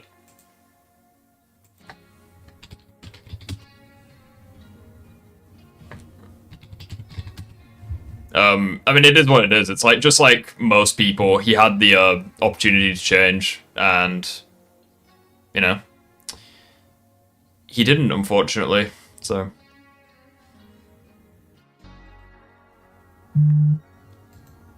Ryu, you wanting to come back into... Hang on. Are you the person who had a question, or am I thinking of someone else? Alright, well, we'll find out anyways. Because he was spamming his teleportation against those three.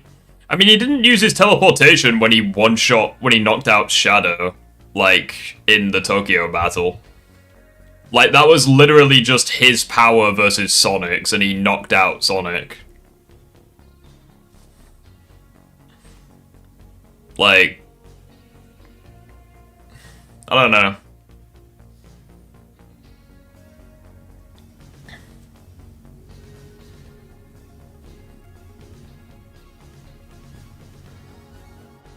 I don't know if he wants to join Disagreement Day or not.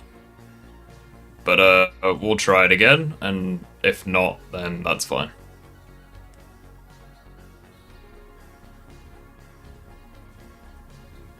Nope.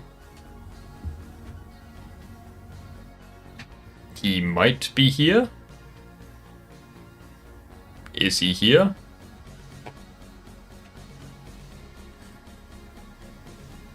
It's a boy. I don't know.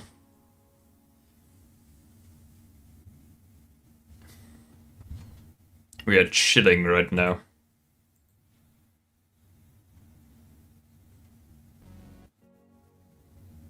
No, I'll sad face, he left.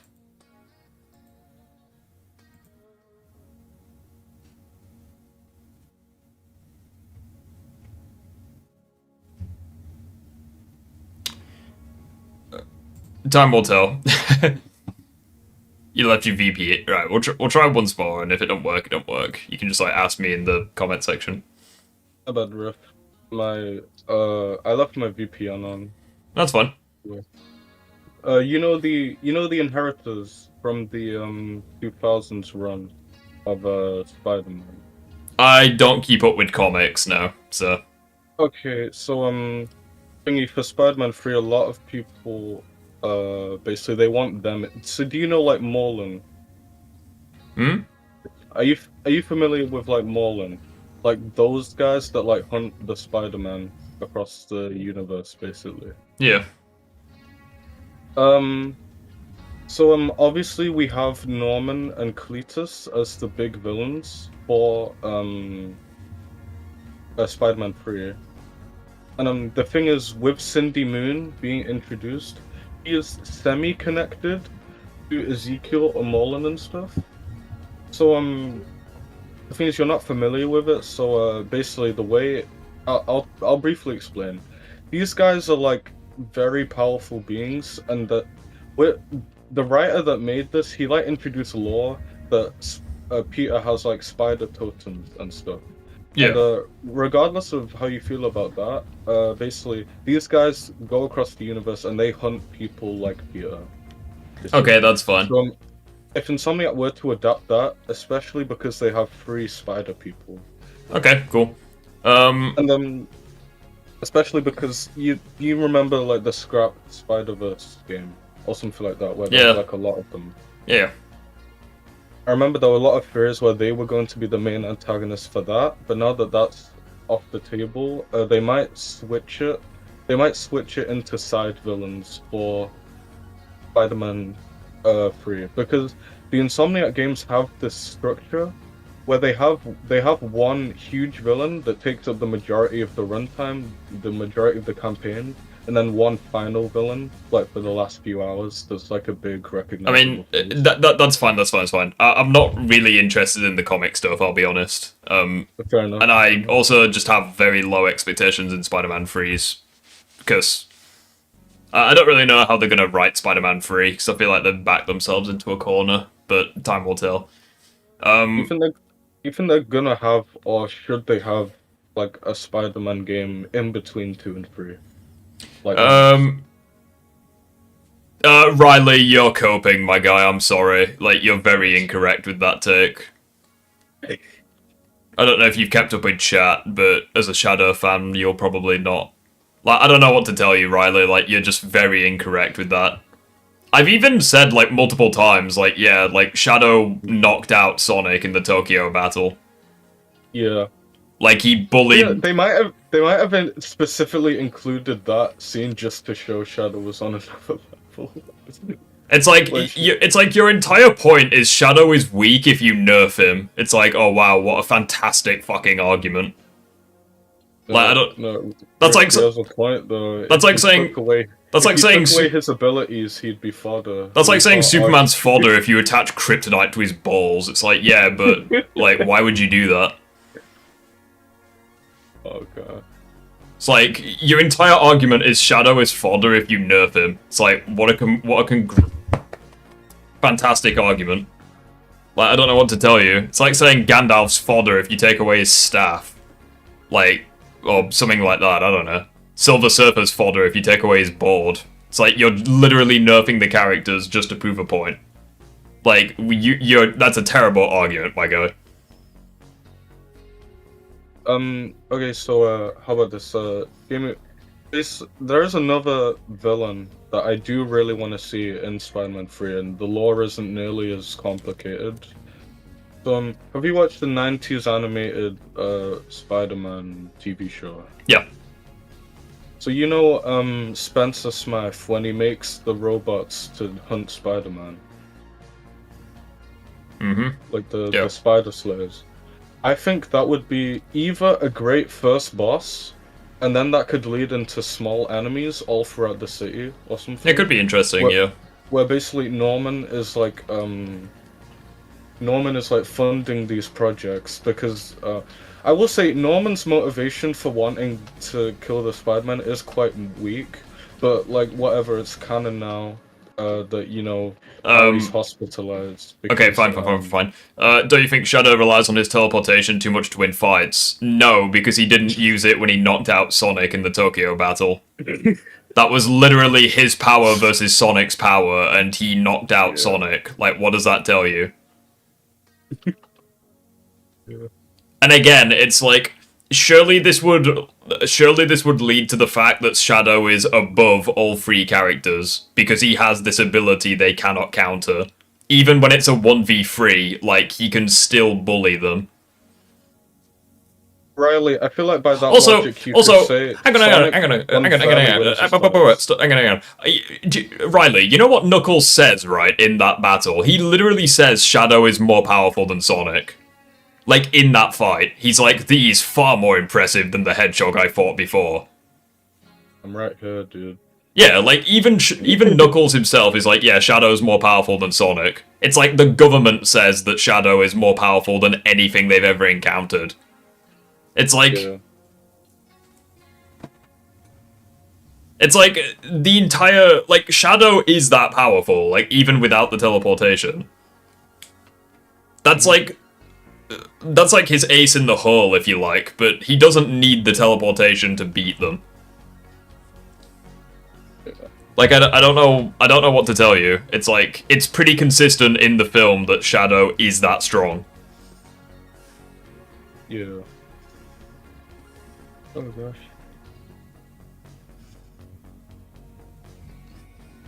Oh gosh.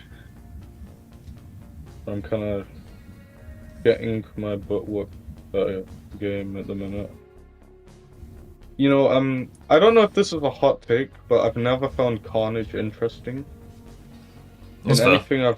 In anything I've watched or read. That's fair. Carnage is Venom but worse. No, he's Joker but worse. To be honest. Fair dues. But yeah, like... Cat, actually. Black Cat is Catwoman but worse. That's like, I don't know what this entire point is, where it's like, you're basically saying, like, if you nerf Shadow, he's not more powerful than Sonic, but it's like, even if you get rid of the teleportation, it's like, narratively speaking, he is above Sonic. Like, the government say he's above Sonic, Knuckles says he's above Sonic, Sonic himself believes he needs the Master Emerald to stop them. It's like, what does that tell you? Like... Knuckles is a fraud. He depends on his fists to win his fights. Oh yeah, my bad. Fodder. Yeah, if you take away Knuckles' fists, he's actually not that strong, you know. It's like I don't know, man. It's like the thing is, even when we look at the Super Hedgehog's fight, Sonic charges at Shadow, fully like motivated with a punch, and Shadow he's like a shonen anime character. He just kind of blocks it. Like, I mean, that's like super versions of both, but I know what you mean. Like that. I mean, well, there's no teleportation there, you know. It's like they basically like spell it out for you that Shadow is that powerful. I don't know, like, I don't know what's so hard to understand about it. Rift, have you watched the 90s Sonic OVA by any chance? Yes. I will say, obviously, this is a unfair thing to say because Sonic 4 isn't out yet. But I don't know how to feel about Metal Sonic being clones, because that absolutely means we're getting like the upgraded version of Metal Sonic. But to be honest, I still, I mean, Neo Metal Sonic and like Metal Overlord and like Super Neo Metal Sonic, those are all gonna be cool, but my favorite Metal Sonic is just like that design, like the Hyper Metal Sonic, and in specific, I think that the upgrades only work narratively because he's like lost so many times in the past. that he like disregards his appearance for the sake of winning. Super Sonic and Super Shadow were dead even, and Shadow had his hacks and teleportation to win.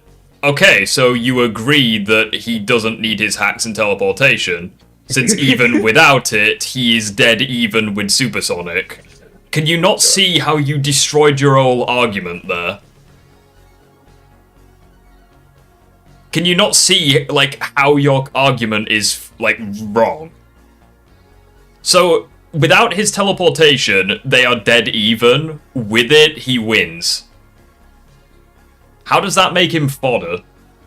If anything, he was nerfed in the... Well, not nerfed, because there's no prior continuity to base it on, but has less abilities from prior adaptations. If anything, you could argue that he's, like, debatably stronger than Super Sonic, because he has, like, the Chaos Spears. He also endured the Eclipse Cannon for much longer. And he also survived the destruction of the Eclipse Cannon. So you could... You know when, so you could argue... when Super Sonic charged at him, and then he, like, did, like, a...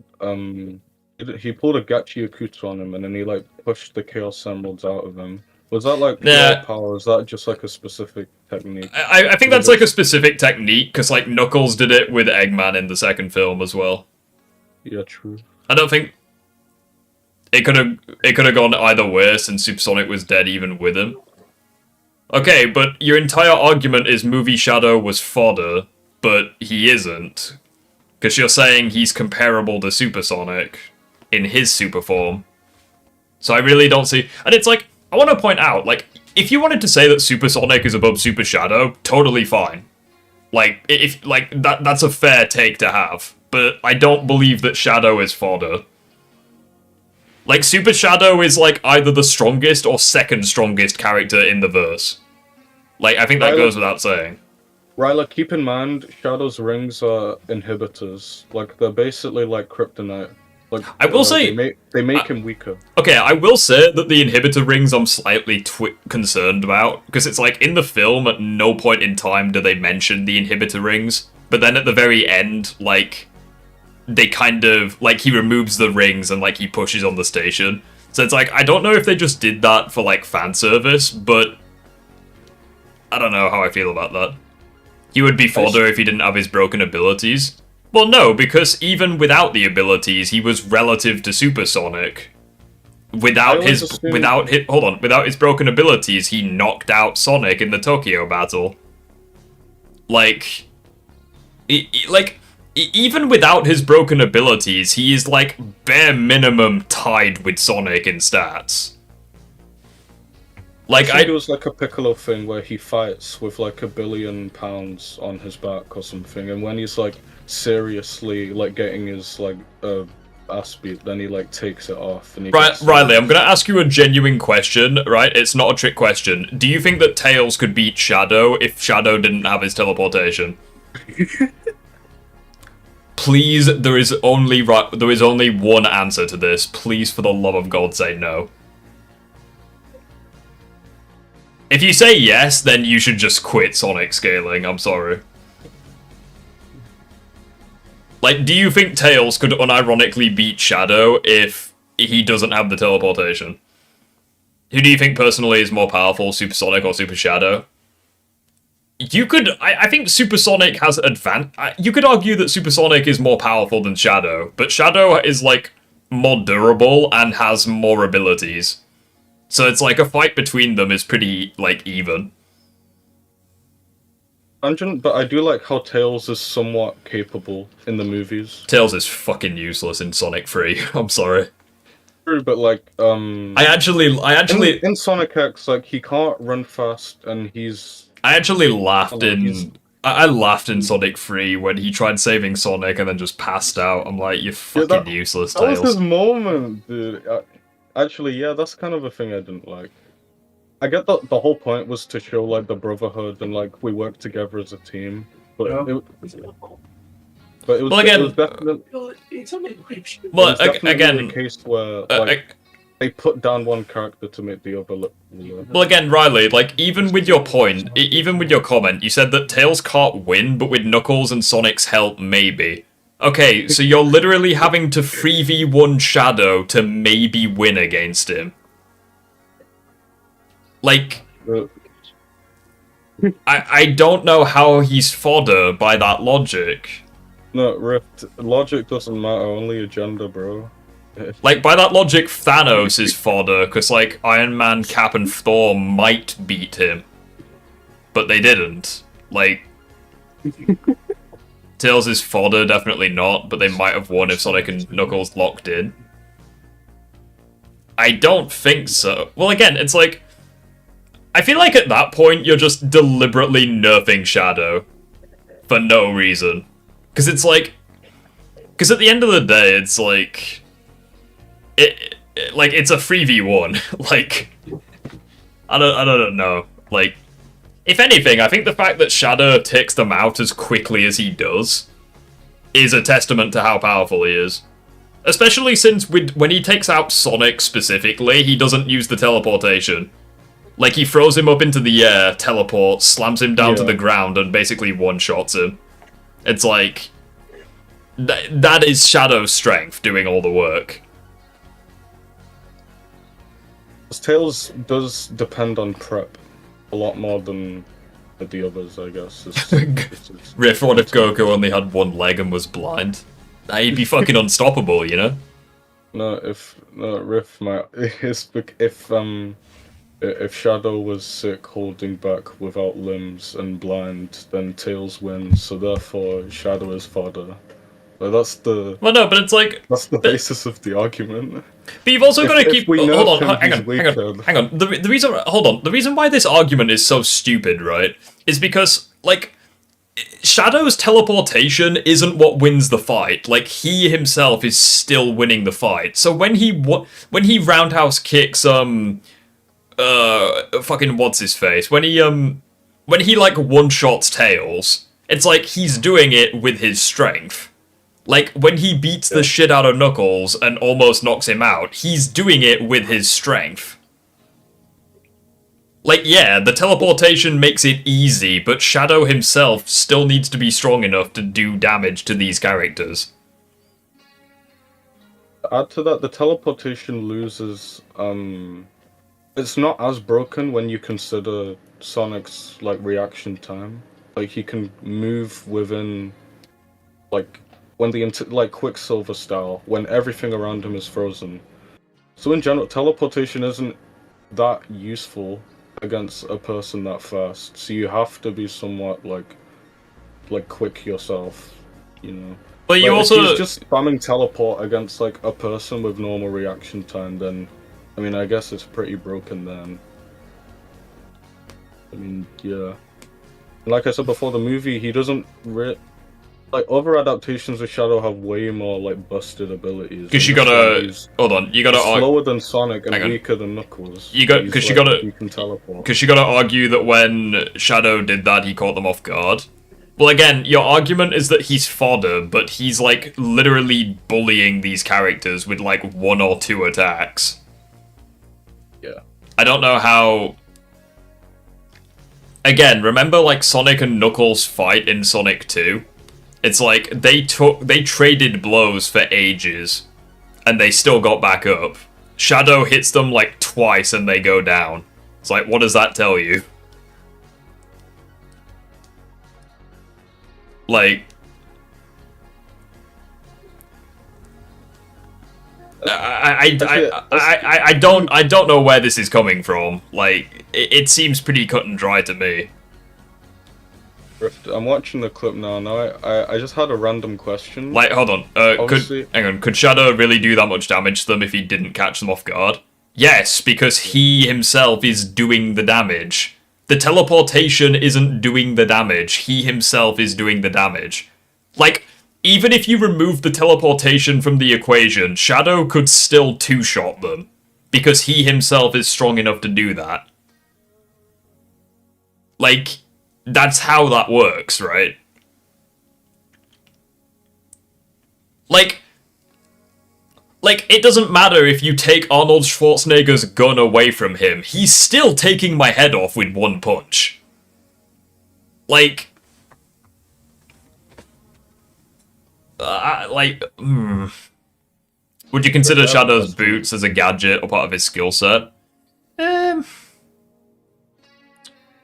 Probably a gadget, yeah. Because it's like, his shoes allow him to run on water, and he can't do that, like, by himself. So yeah, I guess it's like part of a gadget.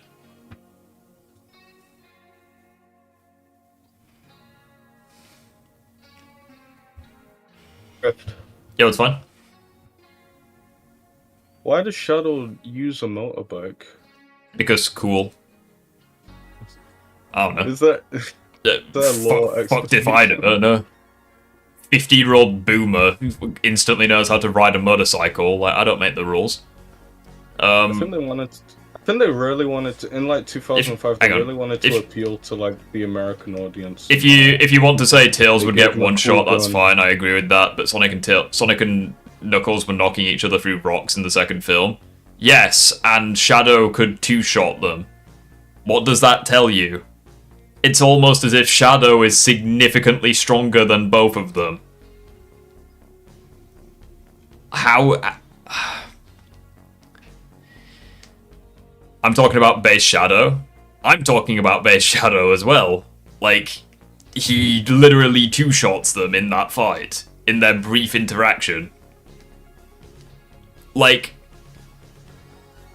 I'm so confused. I think he's assuming that their durability changes whether or not they're on guard. But like, I have literally no idea how this attack, then you'll just tank it. You know, even if you caught them off guard, which they squared up and were prepared to fight him, and they could see him, and but even if they were caught off guard, like you still need to have strength to two-shot him. You know. Yeah, it is. It is what it is. It's like it's a strength thing. It's not a... It's interesting when you consider Amy, because if we suppose that whoever made Metal Sonic and the other Metal Sonics to fight Sonic, and then all of those got one-shotted by Amy, then he might be busted. Because when especially because hang on. Sonic 4, they're going to reverse the dynamic. Where hold on. Instead of Amy having the crush on Sonic, it'll be the other way around. So like, Sonic because when Shadow was hitting Sonic and Knuckles, they didn't seem that hurt until he knocked them down. Question: what does Shadow do the very first time he attacks Knuckles? Does he break his left hand? I think he breaks his left hand, and he does it ultra casually. Are you saying that Shadow didn't hurt Sonic or Knuckles? Literally, the very first thing he does to Knuckles is break his hand. Like, you sure about that, my guy? And again, like, Knuckles himself is like, yeah, Shadow is more powerful than Sonic. He says that word for word, while Sonic is right there, and it's a joke. It's a funny moment. Bear in mind, this is the quote-unquote fiercest warrior in the galaxy, a person who's been trained from birth in all forms of anthropomorphic animal martial arts. And then one encounter with this new person, and he's immediately just like... And this is the same guy who's had multiple fights against Sonic in Sonic 2. Didn't he fight Sonic 3 times? Like, once at the house, once on the mountain, and then once at the temple.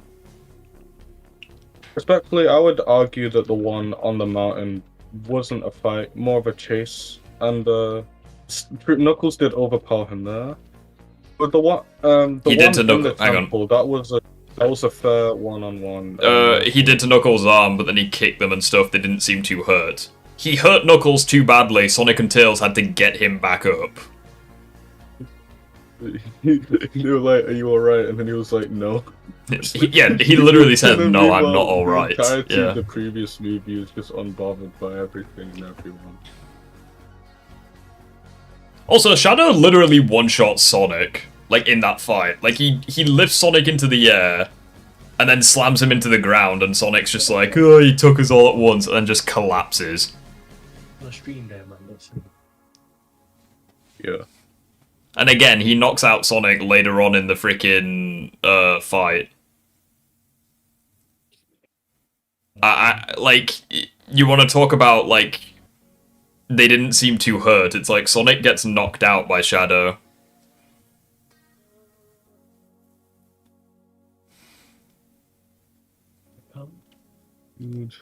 It makes no sense because in the third film, Sonic and Knuckles went down in a few hits.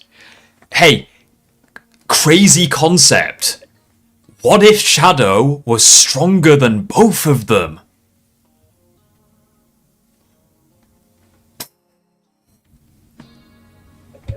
Like, the answer is right in front of your face and you're just denying reality. Like, reality is literally right in your face and you're just like, nah, I'm good. No, Rift, he has a point though, because Iron Man and Rhodey were going through walls, so they should be stronger than Thanos, because Thanos is stronger than a wall. Think about it. Like I really hope he's trolling. Like I really hope he's trolling. I mean this is the same guy that said that Game Sonic caps at Planetary. Like I really hope he's trolling. No, we both simultaneously realized we were getting rage baited. Like I don't know though. That's the thing. I really hope it is rage bait, but I could be wrong.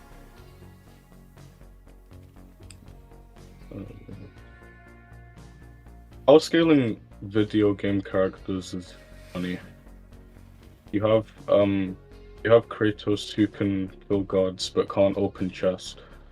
Yes, because gameplay is not canon. Sonic who can bust moons but then also like dies to spikes.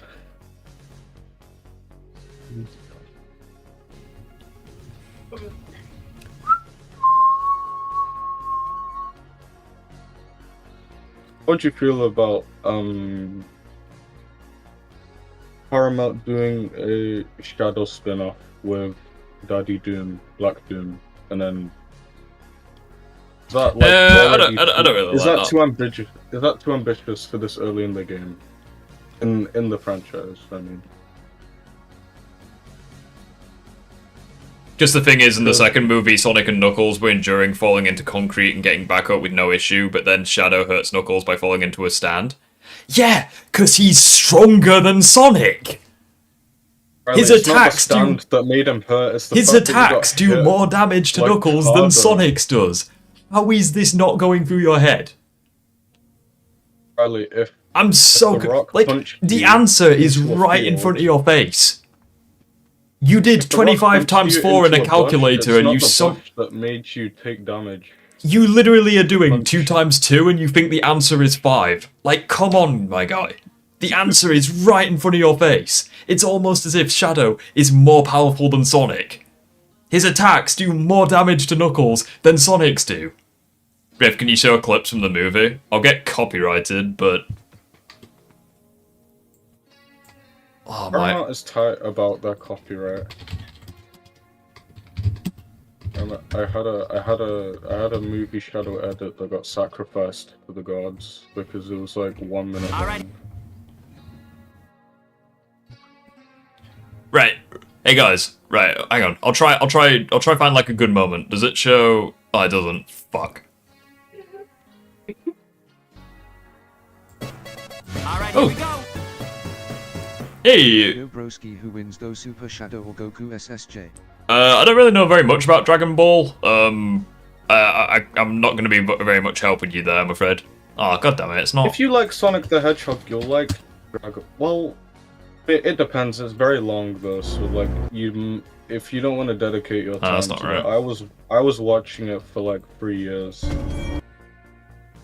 I'm trying to find the... Alright, here. Here. Right, you ready? I'll play it like really, really small. The screen just instantly like goes down.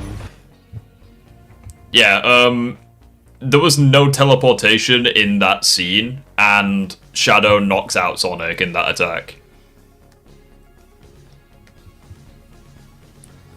Like... Well, I'll give you another example, hold on.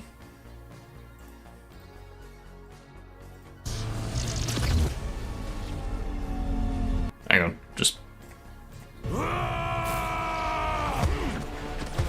Yeah, so the first thing he does is like break Knuckles' fist. Is it this bit here? Hold on. Knuckles, you okay? No, not really. Knuckles, are you okay? No, not really. Like...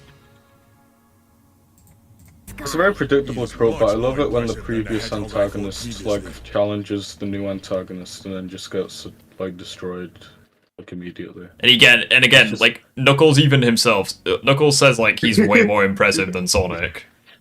Now again, we'll look at specifically when he fights Sonic, okay? Hold on. Specifically with Sonic. Okay, he's used the teleportation once.